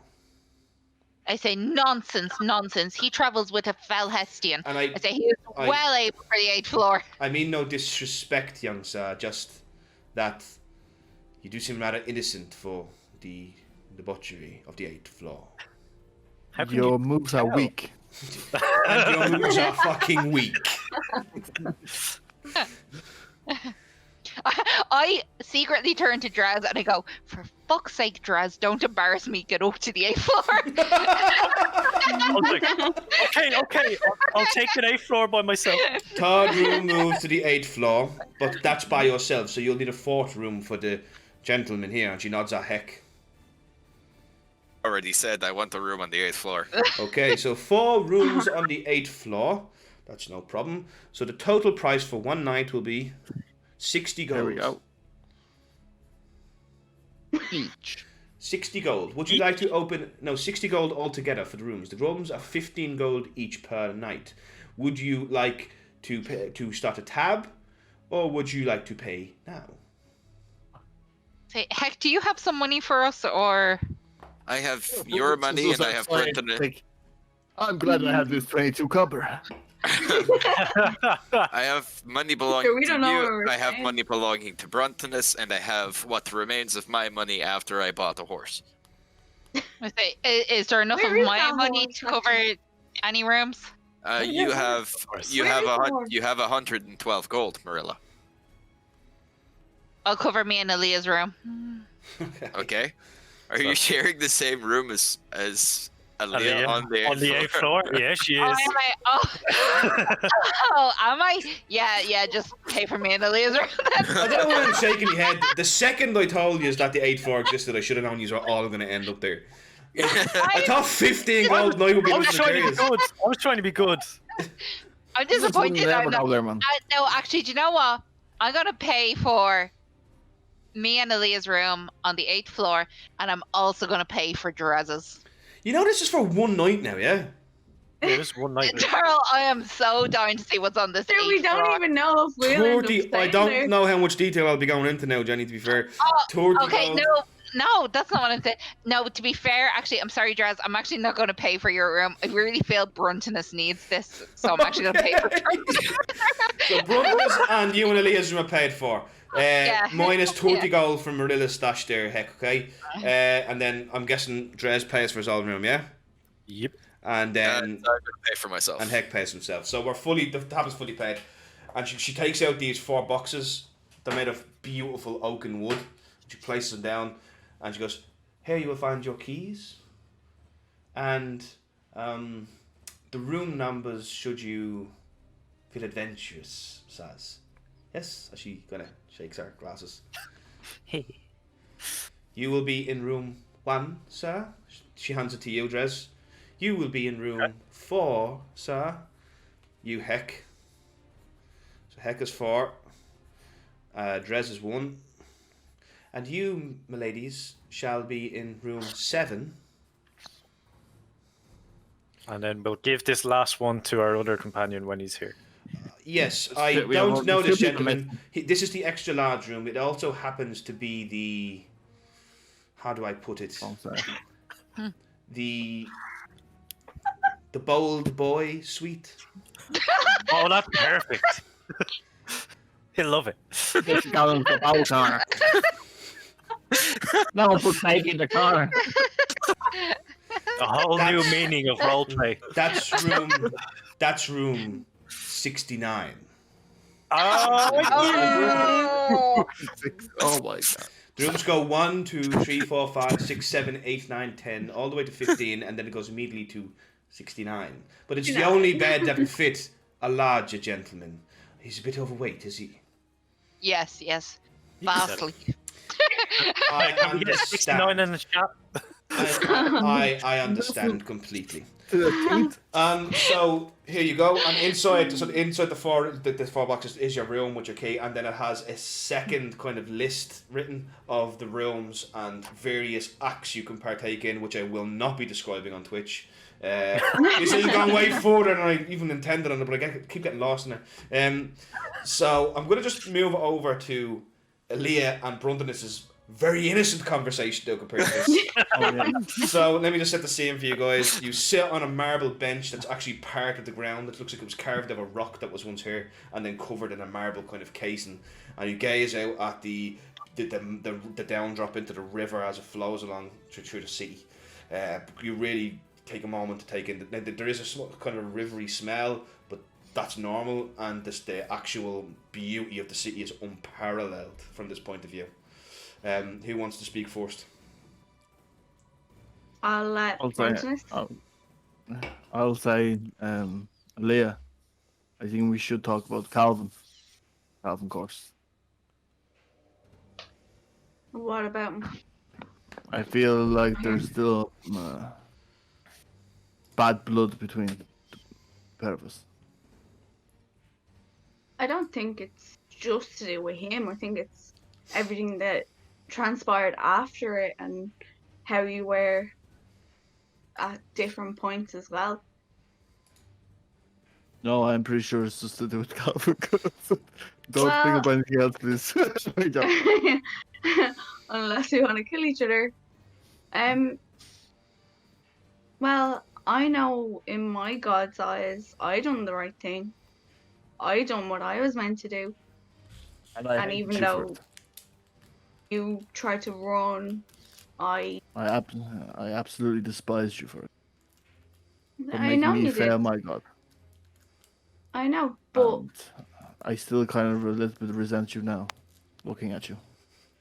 well, It's not to be Because bad. you will but always be a constant reminder of when I.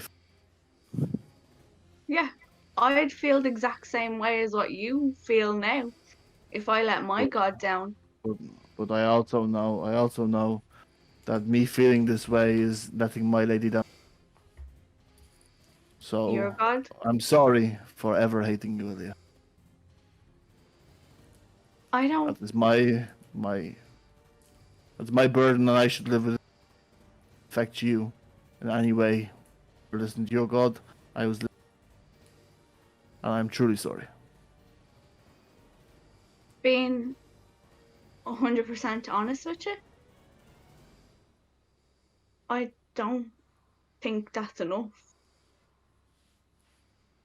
So much more Hopefully, happened after that Hope- you have still swept under hopefully the rug. one day I can redeem myself,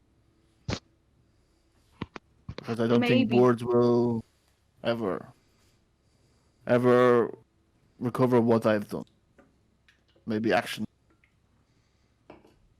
maybe, but I know it was either going to be that day in that particular moment. It was either going to be my God or your God, me or you, and mine came out on top. I came out on top, but I still don't think that's everything. That was a little bump in your crazy path, I suppose. I don't know. You obviously don't like to talk about it, but what happened when we were in the tavern? When you went off, you still try not to talk about it. You have continued I on. had a few drinks. It was a Yeah, moment of madness. that's what you're calling it, a moment of madness, and you don't talk about what happened in that moment of madness. I don't really remember what happened. You and Heck fought each other. You threw him across the room. Like, you weren't the type of person who you were. I know you like to keep things together, and I said things that angered you that time when I spoke about when I actually saved you. When I saved you on that bridge and what I saw, I think we your all mother, saved each I other that presume. day. Well, I presume it was your mother, was it? Well, I do have a mother, In but the I don't vision? know what vision you're talking about. I wish I didn't know we were talking about. Got the foggiest what you're talking. You don't remember the vision? I had to help you. You had a choice.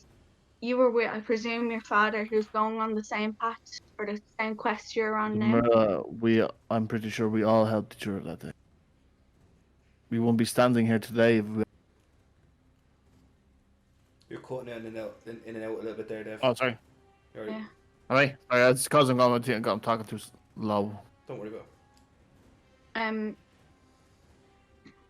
I don't know. From the start, we started off with the wrong foot, but I don't think it's going to continue on. But I'm not ready to forgive you yet. I'm not asking you to forgive me. I'm just Then saying what? I forgive you. But that's not how it goes. That's not. There has to be like a two-way sort of Hey, thing. well, maybe one day you will forgive, but I'm just letting you know I am there. I forgive you. Well, that I don't forgive you still. It's And okay. Maybe would one I, day you will. Daryl? Would I know about his certain paths that he's chosen of what he has to do and certain things? You would know that Bruntinus is a paladin of the Lady Ortella, and Lady Ortella teaches forgiveness, peace, and understanding, Okay. and diplomacy over violence. So what Bruntinus is doing here is he's inside him. He's accepting. He forgives you. It doesn't. Believe it or not, forgiveness isn't actually a two-way street. Understanding is, and forgiveness in this case has been given by him. So he's following the edict of his God. There's nothing in your religion that says you have to forgive him. It's a personal choice. But what he's doing now is honouring his God by doing that. And I suppose you could say it from a point of view where that this conflict you and him had, where he had to choose, he had to fail his God, and you succeeded in yours. I don't know. Maybe if Aaliyah wants to use a certain point of empathy, she might understand where he's coming from, because she would know how hard it is to fail your God.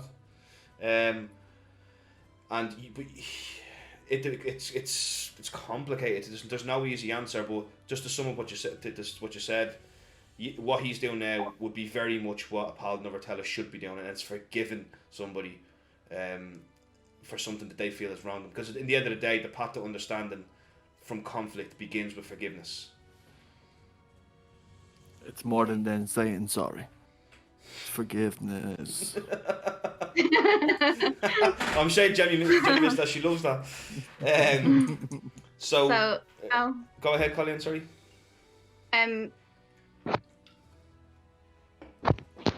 The way that obviously I was brought up, I feel as if everyone that we've known here in our tiny little messed up Billy's Lads group, I don't like that. they don't get along as such with certain members of their family, and I don't know.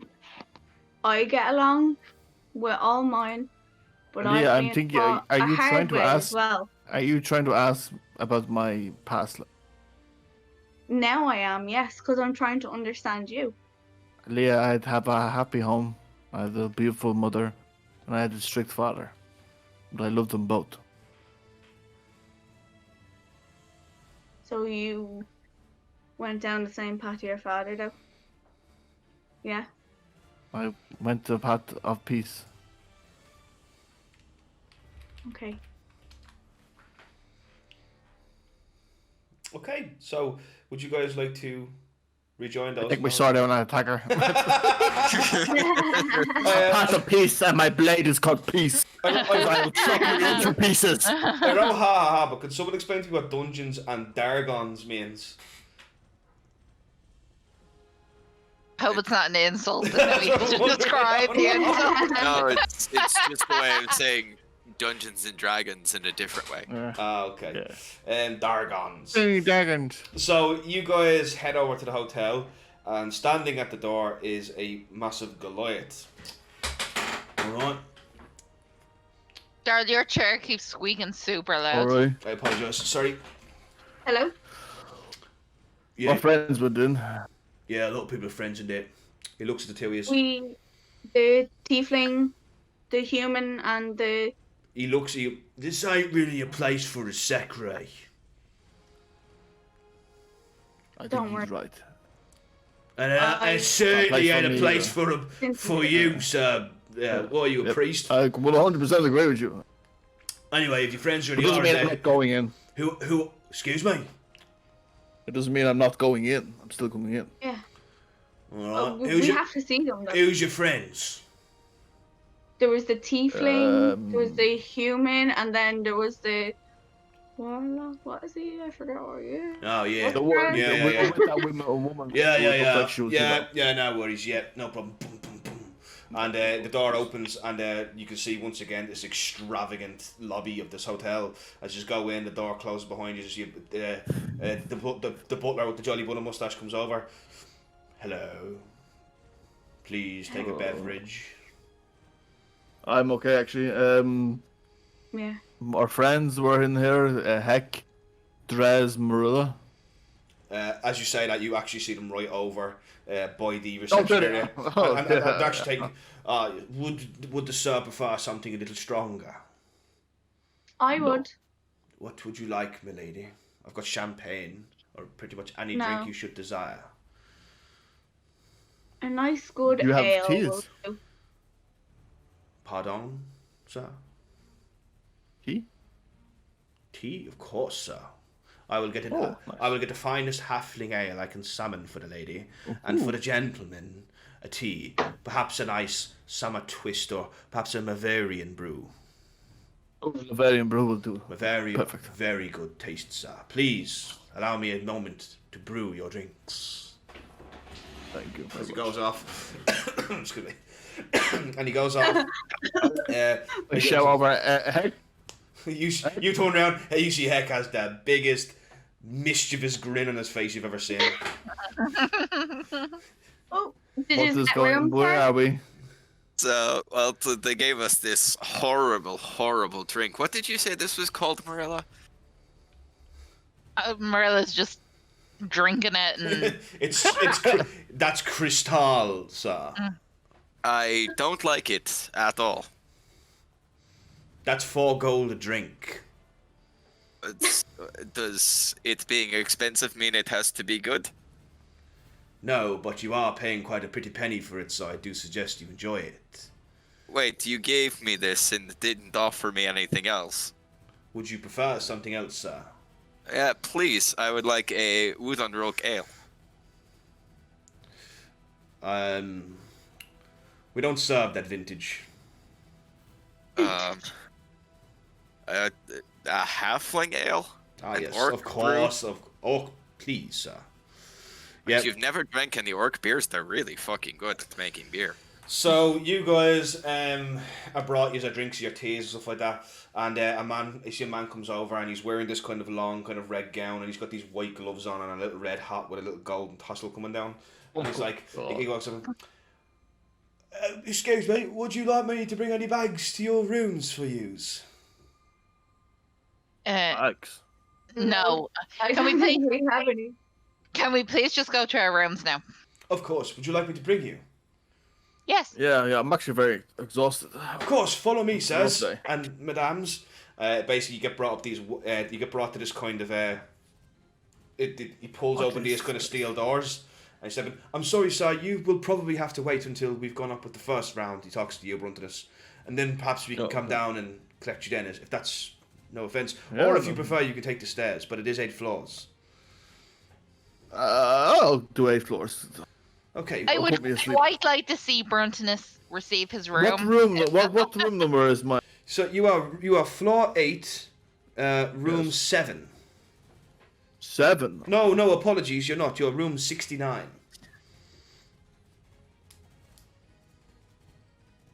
Yes, Would Bruntinus. Britainus know what that means, though?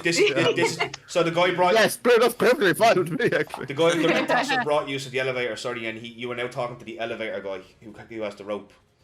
I think that guy's kind of standing there like this.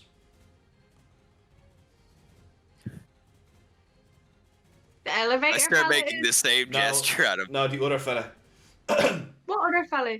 the guy who brought you to the elevator. I'm just gonna look at him. Marilla, he looks at you. You They know, say- you know exactly what he's looking for. Yeah, of What's he doing? course. Oh, I know what he's looking for. I say he's looking for a cash service. Excuse me, would you be providing us with any other service while we're here? No, milady, I just bring you to the elevator. Farewell. Have a nice evening. Fine. As he walks off, and you see a man. So, on count, I do not know why they hired him. Let's see if we can race. I'll race you upstairs. I'm quite fast, sir. I do warn you. Let's go. He's gonna roll up the stairs. Shall we go, gentlemen and ladies? Yes. Yes. And the elevator's moving like this. I want to help. I would like to help him. No, sir, I've got this. Just pump and sweat. But you're up there about 3 minutes before the elevator.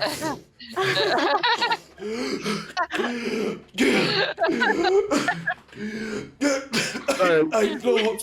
Eighth floor. Eighth floor. Are you sure you're fell okay? asleep. What the room was I'm again? fine. I quite assure you, I'm used to it. I'll give him a gold. Oh, thank you. Thank you. Thank you. Look as if you I give, earned. I give him a copper. Copper. Dave, move your in line with the Celtic Evil. You see standing behind all these kind of like really fat nobles grin, and you just see a man. Oh, good day. As you, He must have arms the size of fucking ball. so you guys see a long corridor with several rooms. There's 15 rooms, and then one room at the very back that says 69 in it. Oh, yeah, well, I didn't actually walk in Marilla. on anything. Marilla, Oh, is this room for what is our myself room only? situation? And I say we're This is sharing. room- Is this just Me for and me, you. or who's staying with me? Oh no, you If have a anyone's room there all with to me. yourself, Brentonus. A room all to Oh, yourself. Jesus. I say, don't like Leah, it. Oh, my God. I just have to watch this. Yeah, good Okay. night, everyone. I just go to the room. Look, Dave, I want to keep this PG, so I'm not going to tell you what you see in there. But I think you can use your imagination. There's nobody in there now, but there's all sorts of different kind of gear and equipment. You know, like leather. So I will let Brontinus react as he wants to, but the bed is not PG. Can I sleep on it? You can sleep on it, yeah, but you wouldn't Can be, I bar- you, can I you get wouldn't back- be using it what it's intended for. Can I Used to barricade take the good door? and evil. What? Can I Used to barricade the door? You can barricade the door. if you want, yeah. There's enough chains in there barricade. to barricade it with. You could I'll put barricade the door. there's a big kind of cross, a wooden cross that's a big X. That would perfectly you could bar the door with. Oh, I see the X-Men used to live here. I take it off and I put. Yeah. There's no window in this room though, which is unusual. Guys, It's just dark and sweaty. I don't. The rest of you guys go these you find these immaculate rooms with rose petals on the bed and like beautiful kind of like vintage wines, all these kind of things. The room is absolutely immaculate. Okay. Marilla, this is Marilla standard. Oh, I go in and I look at the room and I go, this is towards my standard. I look at Aaliyah and I go, Aaliyah, I'm going to find Heck. Because I feel he would know where a good time is in this place. Are you coming with us? What time of day is it? It's only about fucking 2 o'clock in the day, 3 o'clock in the day. Oh, fuck's sake. Well, I'm just waiting to see what happens tomorrow morning. You know, there is a letter to go see the Cryarch. What? You are summoned here to Yeah. the Cryarch as well. No, That's what I wanted to see. That's what I wanted to do. For, No, the 11 Cryarch. o'clock. No, the Cryarch is at any point. The meeting yeah, with the the crowd church. is a no. Yeah, the Church of Ornan is 500. tomorrow at 11. Yeah, we get 500 gold your each. man. Just me Yeah, talking yeah, to him. yeah. Oh my god. Yeah, we'll Right. do it in the morning. As I remembered this in my head at that split moment in time, Yeah. I'm gonna run out and Brunton still had that letter though, didn't he? He does, yes. Right. No, I'm no, no, gonna no. You hang have the on- letter. You have the letter. You took it from his halberd that was Okay. stuck in the wall. Oh, did I? Which Okay. letter? No, which letter? Which letter? This was the letter from the little halfling that was delivered from the Cryarch. Oh, so not the holy letter. The holy No. letter was delivered directly to you, Bruntus, wasn't it? Because you opened the door. He has it. Yeah, he has that. Yeah. Well then, as I remember this, I'm gonna like just run past her and be like knocking on the doors, just so we've loads of time in the day. We can get loads of shit done. Bruntus, as you're barricading the door with that weird X, you hear. He barricades up more, gets the chains. I just go. Hello. It's me. I forgot. I thank you. only just remembered. We have No, other thank you. business to do here. It looks like someone was trying to do some business in here. I don't want to know. I'm afraid, Aaliyah. I'll get happy dress. I'm in the closet. And then I'll go back and bang on Drez and Hexor. Yeah. Weird rubber things in here.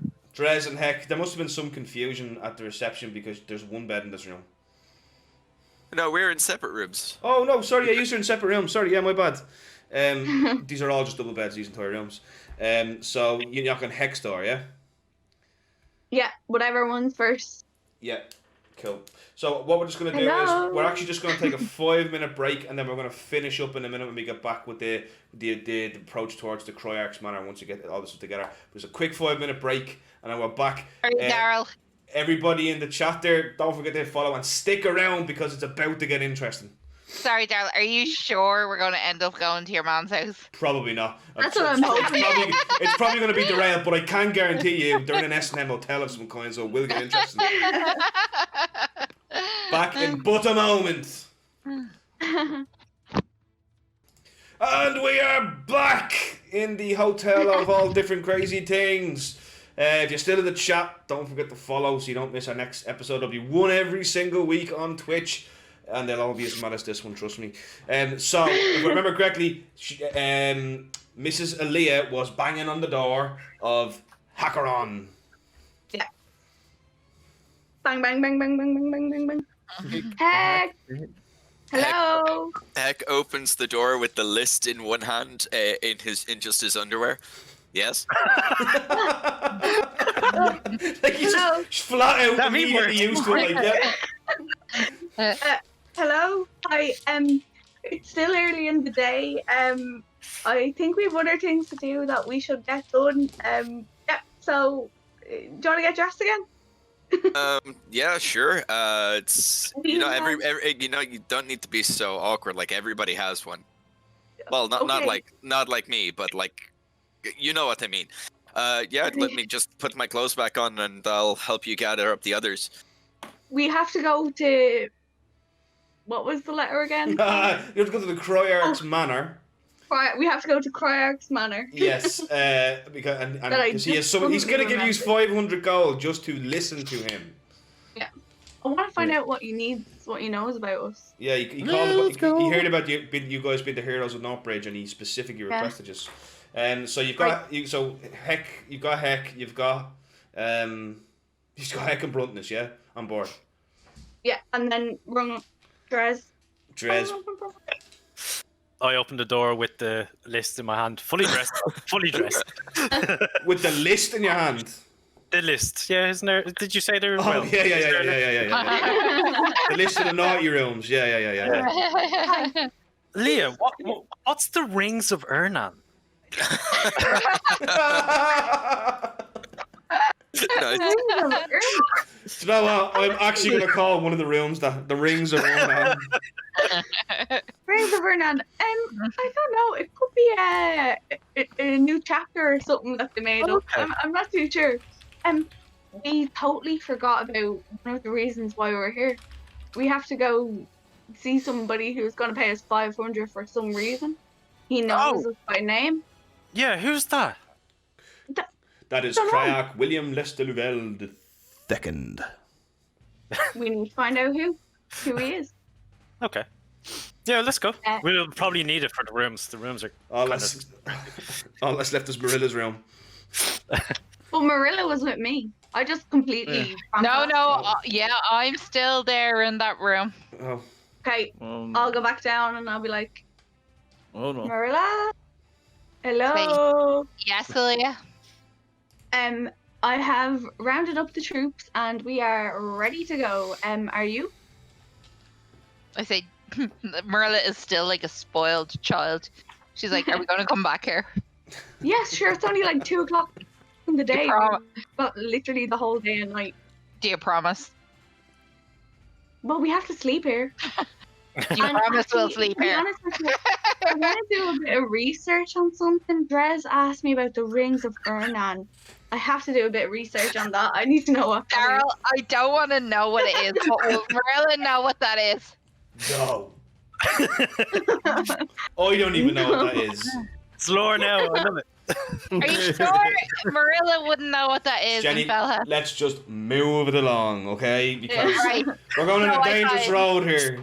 Right. So I say, fine. If we're coming back here to enjoy ourselves, I'll do whatever you want to do. But you have to try and enjoy yourself when we come back, whether that's with education or whatever.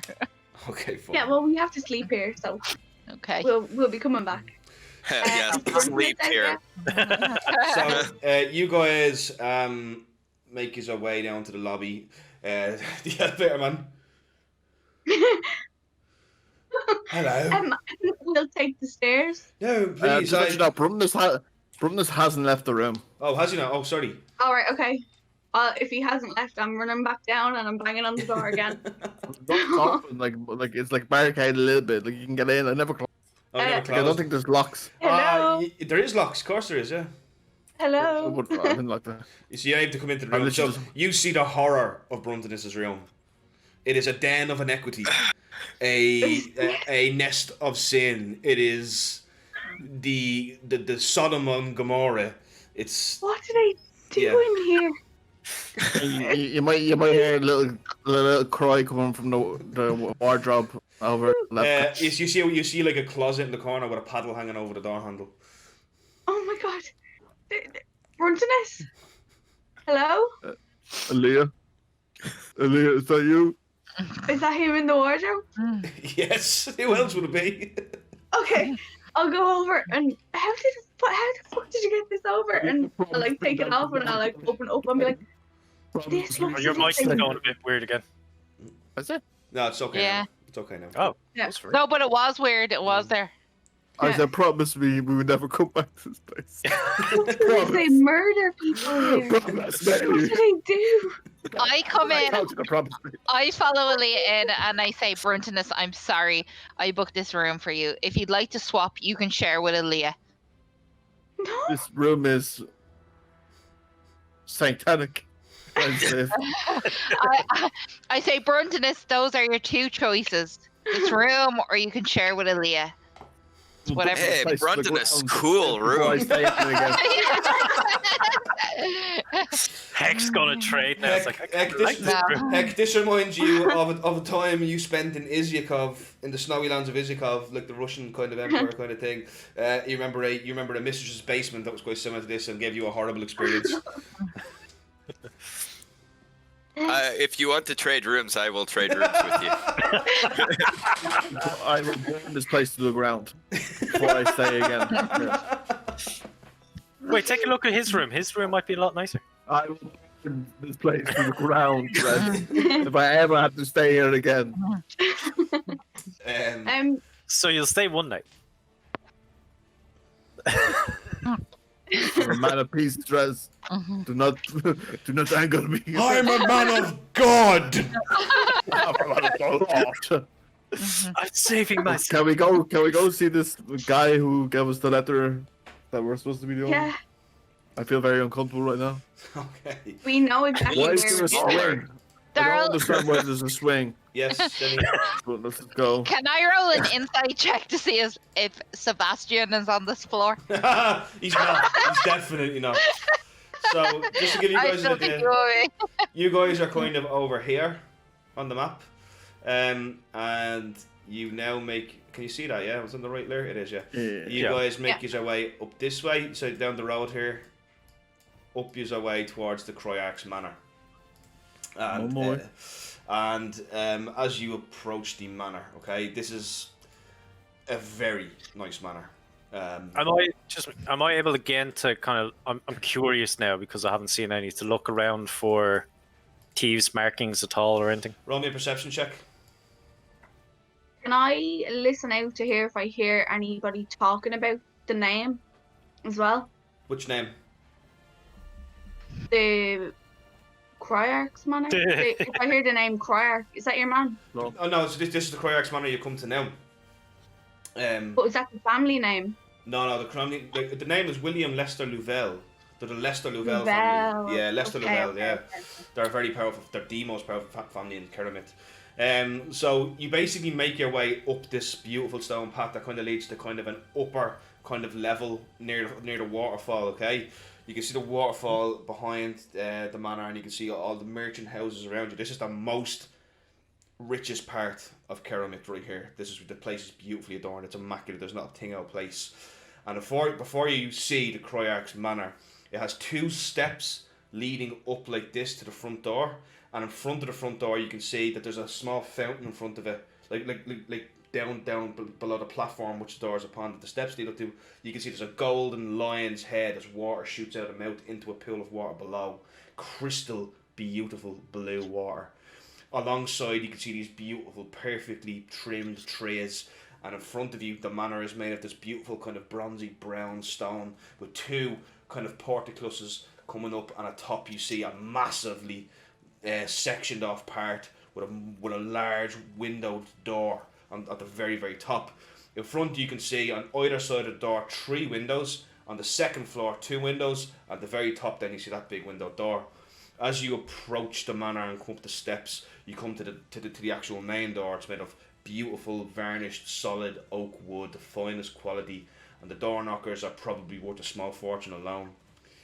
You knock on the door, dun dun dun, and the door opens, and what you see is something very strange. It's the strangest thing you've ever seen. You see a war-forged butler in a black suit. Now, Marilla, you are the only one who has ever actually seen a warforged, and that was only once. They are incredibly rare, okay? Aaliyah and Bruntinus, you have heard of the warforged before, but some people have doubted if they even exist. They're so rare. And Drez and Heck, you are dumbfounded by this metallic creature standing in front of you. You don't know what the hell it is. What is that? he gazes upon you from the open door. He's like, may I help you? Holy shit, it talks! It's what are they I called? have a letter. Ah, yes. I do recall the Kryak did mention something about some unusual guests. Come, Dress. I shall take you to the waiting room. As he brings you down, he brings you While he was saying that, I'm like, put my hand in front of its face as well. Yeah, Like seeing Dress is the person. it just lets a sigh out. Even though these don't breathe. So Dress is the person. he steps aside and he gestures you to walk in. Do you guys walk in? Yeah. Yeah, Marilla, yeah. Okay. I will just follow let the her rest go of them. away. So I'm staring at the Warforged as we go in. Like, he Walks around us. So what you see, you step in, you see this big, beautiful red velvet crushed walls and floor with separate, perfectly aligned, symmetrical square carpets going all the way down. Beautiful chandeliers run along the ceiling and artwork of all the Lavelle family members of all different shapes and sizes. Everything about this place just screams wealth. He brings you to this waiting room that's adorned by a white door frame that's made of actual ivory. That door frame alone would be worth a small fortune. And he brings you into this little small waiting room with a massive oak table laid out with decorative legs upon the chairs, and you can see a vast assortment of hors d'oeuvres, caviar, beautiful wine, even the water seems rich. It's all laid out for you, and the butler just says, "Help yourselves." Any rashers? I don't Can I? think Sorry. so. What is your Okay, name? I'll look for some meat. Spencer? My name is Vittorio Macerno. But I'm just gonna call you V. No, sir, I would appreciate if you called me Mr. Macerno. I'm just Mr. afraid Macerno. I will pronounce that wrong. Can you spell that for us? Mr. I feel like Macerno.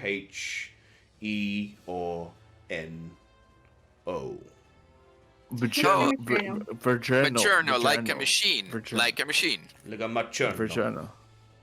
I'm from the island of Macerno is actually an island off the coast of the Andic Empire. Macerno. A big long one. It's basically the Italy of my world. Benko. So you can Any relations? please help yourself to refreshments, and when you are ready to see the Kryak, let me know. I think we're ready now, no? Yeah. Yeah. I say as I quickly grab a bit of food and just leave it. Yeah, Marilla pours herself a Any glass meat of wine. that's there, I'm like, Because to be honest, I think we're in a. Are we not in a rush?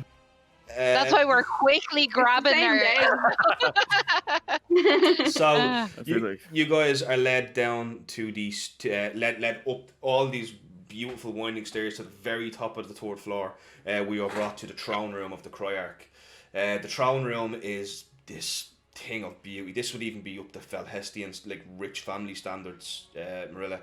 It's got a roof that is made of pure silver, and down there are pillars leading to the throne of pure red stone that's just so different that it's adorned at the bottom, at the top of this blue kind of gemstones. At the very bottom, it's got the pillars are made of pure, once again, ivory. The red carpet leading up to these beautiful marble steps where a velvet encrusted golden throne sits there, and upon it you see a man. He's got very short blonde hair, a long kind of blonde, rich aristocratic mustache, and a little beard that sits under it. He wears beautiful blue nobilic robes that are encrusted with all manners of beautiful kind of finery, and upon the heart of his chest is the symbol of Cerromith, which is the golden lion. And he has on his hands many rings, and around his neck he's got the symbol of his family as well. Alongside him you see the halfling that brought you the message, the one with the dreadlocks and all the knives and the green the green leather armor. And he kind of sees as he goes, "Ah, finally. Please come forward. Long have I looked for a group such as you. I am William Lester Louvel II, Cryarch of Cerromith. It is good to finally put a face to the tale of the heroes of Northbridge. Please, do introduce yourselves, so I may learn exactly who you are." Hi, I'm Drez. Heck takes like a little pinch of caviar that he's got in his hand and eats it. I was like, well, I'm Heck.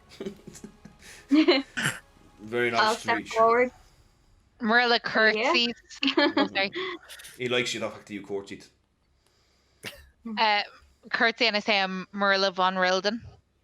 Von Rilden. Very good. And you, milady, to you, Alea.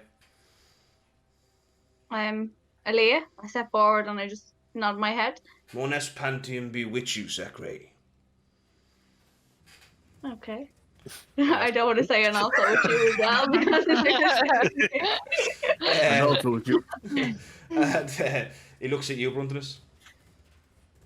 Bruntinus Bronzard, paladin of the Lady Ortella. Mones Pantheon with you also, Bruntinus. And finally, you, Drez, you said your name was Drez? Yeah, Drez, how's it going? It is good to meet you. I have a job that needs doing, and it is a matter of state security. One I cannot hand to my blade. He leans his head towards the halfling. As his whereabouts are often watched by the guilds, you see. On the northeastern fringes of the Cryarchy of Cerro lies the Fellstone Mines, which has long belonged to my family. However, it is this reason for which these mines are closed that truly troubles me. Apparently, they have discovered some kind of magical crown that has negatively affected the miners. I wish for you to go there, gain entry to the mine and destroy it. My report is quite damning. If you cannot destroy it, bring it back here to me in secret, so that I may have it destroyed. If your conscience is of issue here, fear not. From what I've heard, the crown is truly evil, and drives those around it insane. So destroying it, or containing it, is truly the only option. But I don't expect you to take my word for it. When you get to the mine, see for yourself, and by more nest than his gods. Watch yourself, for I do not want your blood upon my hands. If it becomes too much for you, I ask that you leave, and not die. For this task, and your secrecy, I offer you 2,000 gold, plus the 500 for simply listening to me. Should you not wish to accept my offer, that's fine. Take your gold and leave. However, I expect an answer by first light tomorrow. Come back tomorrow with your answer. I shall have your 500 waiting for you. Do you find these terms acceptable? I'm just gonna say, once he said the 2,000 gold, my jaw dropped and has been dropped the whole time. Maybe. A lot of money. Yeah, There's a lot of money. I just don't know about maybe accepting it by first thing tomorrow. I think so. We need to go talk to your group and then Yeah. the answer.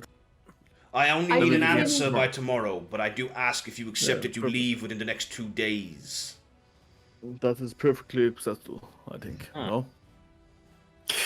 I believe Out of so. curiosity, we get the 500 each now, right? No. 500 upon listening to me, which I will now gift to you when you return to me tomorrow with your answer. And then upon returning with the crown either destroyed or returned here for safekeeping, you will then receive your chest of 2,000 gold. I do hope platinum is okay. 2,000 platinum. No. It will be 2,000, the equivalent of 2,000 gold, but in platinum. Okay. So Yeah, 200 it's platinum. I need to slide a lid there and just to take I it. was Fuck the gods. I will now take but 20. no, I will take 20 minutes for questions, but please do be quick. I have a meeting with the Merchants Guild. They are most irritating. I would much prefer the company of you fine people, but unfortunately, I'm bound to my duties as Cryarch to listen to these squabbles. Do we have any information of what it is that's going on in It was Fine. discovered by the miners in the crown, by the miners of the Felldrop mines not 2 weeks ago. Since then, it has caused a cataclysmic corruption of those upon the lower levels of the mine, and upon that, it caused untold peril for those journeying down into the lowers. So I ask that you make haste so that no more innocents may suffer. But as for what the crown is, we not know. We could not identify the rune in which it was found. corruption, meaning what happened to them? Like, did they die or? They are still down there, possibly. They Are they- have been sealed within By who? by You? by the mine's keeper, the foreman, Who if is? you will. And what's Has his it name? driven the miners crazy? Yes, in the lower levels. We managed to evacuate those in the top levels and had them moved to a safe location where the secrecy can be kept. Has anyone seen what's down there, and could we speak to them? Not since the lower mines rebelled. Did they turn undead? Are they still alive? Like, They- what sort of things are we dealing with? They seized their meager weapons of mining tools and rose in arms against the other miners. They were locked in for the safety of the rest of the mine, but their insane babbling and tumultuous tones could be heard from the levels above. However, I am assured now that there is nothing but a deep, deafening silence within. Okay. If You will have your answer tomorrow. I think it's acceptable. Fast light, if possible. I think it's acceptable. We can say yes and no tomorrow. Yes, there is no pressure to take this job. However, you would be doing me a great service, and I don't need to tell you the favor of a Cryarch is a wondrous thing. We may be slightly delayed tomorrow, but we can give you an answer tomorrow. Anything I can help with. Like, right? I kind of look to What is Aaliyah it if called she wants again? to say anything. Summons? We are being summoned by. I look at Leah. Poor people. My church. A holy summons by the Temple of Anan. This That's it.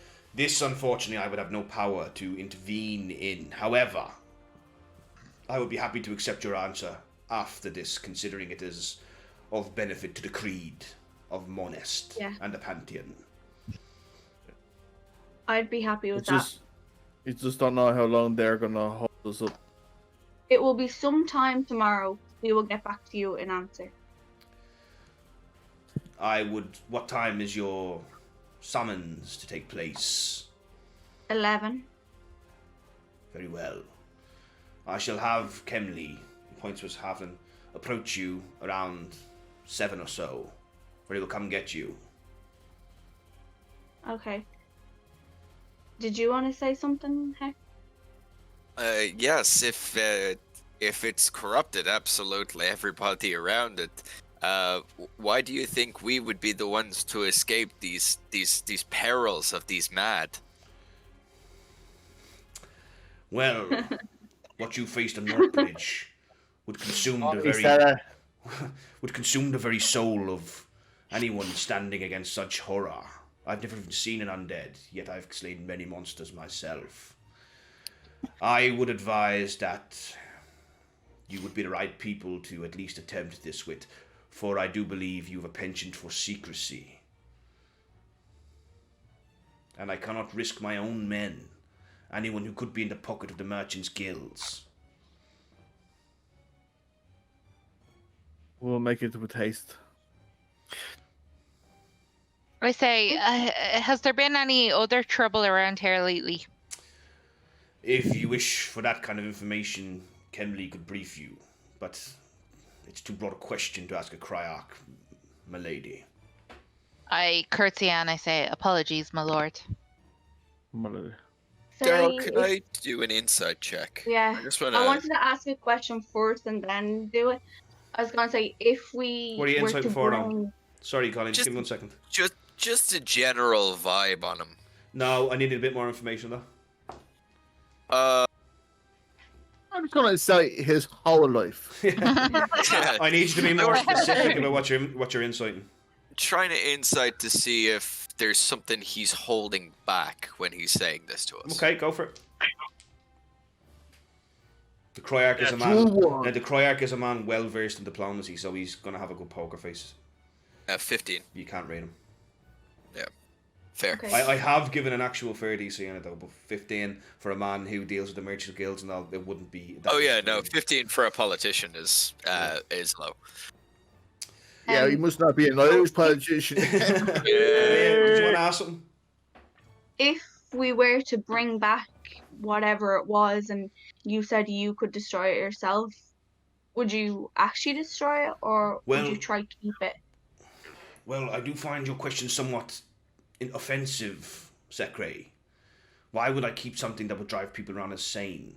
Allow me to further explain what it is I intend should it be brought back. However, I do hope it is not. May I make that clear? I would prefer if you destroyed it yourself. But I do have a vault given to me by the embassy of Magrotov that has the ability to suppress all magics within once sealed. That is where I intend to keep it until I can find a scholar who can give me more information upon destroying it. I do not wish this within 100 leagues of my Cryarchy.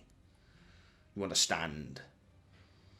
So you have faith in us to destroy it. I know a good character when I see one, and I know the antics of one, and what you 5 did at Northbridge truly is something worthy of notice of myself and a Cryarchy. I hand my Cryarchy's fate to you. Do not let me down.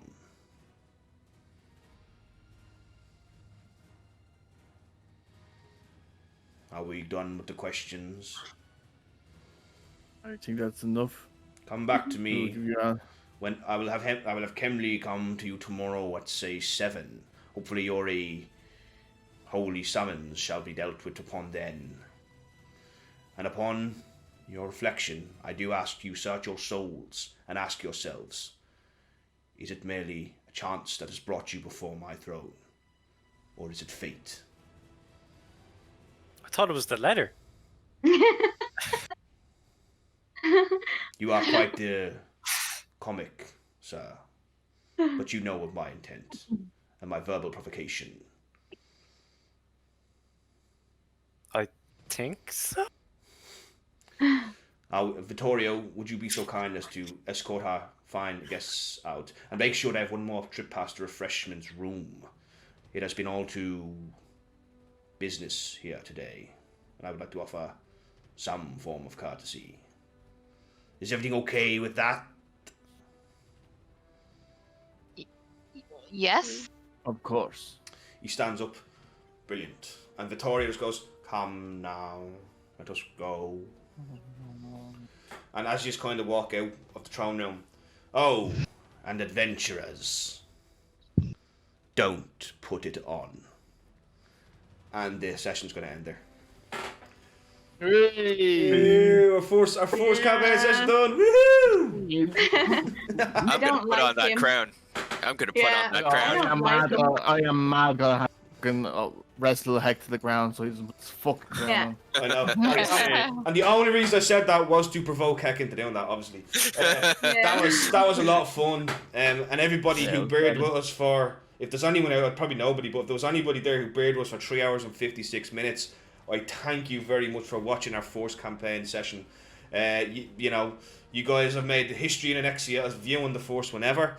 I know we had a battle royale last week, but that was only a bit of crack. If you guys liked anything you saw today, please follow us on Twitch, please follow us on YouTube, follow us on Facebook, follow us on Reddit, follow us on TikTok. If you're glutton for punishment, follow us on TikTok. But I really, really hope all you guys had a good time watching us. And I guess we will see you guys next week when we find out what the adventurers are going to do when they go to the mines of Feldrop to retrieve this crown for the Cryarch. And we'll ask the question, is Heck really stupid enough to put the crown on? Yes. Yes. Heck's not, but it is. Overwhelming majority of yes. Thank you very much. Let's find you guys somebody to raid, because I'm new to Twitch. That's the epitome. Mr. Happy, any suggestions? I tell you where. Do you not have anyone? I don't have anyone on top of my mind. No, I don't have anyone. Yeah, do we just look up? There's a streamer called the pirate legend himself, Vagabond. The what? So you cut off there, Dev? He's a pirate legend. His name is Vagabond Dean. Pirate legend, Vagabond Dean. there we go. Thank you. So I put / raid. Yeah, and I put Vagabond Dean. Vagabond Dean. Pirate legend. Look at Jolly teamed out. You, Jolly. What makes that? God, Jolly, listen, Jolly, thank you so much for the raid. You're an absolute legend, man. Thank you so much. I even put a character with your mustache in it that I like to imagine as you. But he's a butler, but I'm going to make him a better character later on, so don't you worry about a thing. So, Vagabond Dean. Have I got that right? I do. Yeah, it's in the Twitch chat as well. Yeah. Okay, guys, raid now! Whoop whoop. Raid now! Raid now! Raid for ruin and the world's end! Raid! And it's gone. Make sure you end.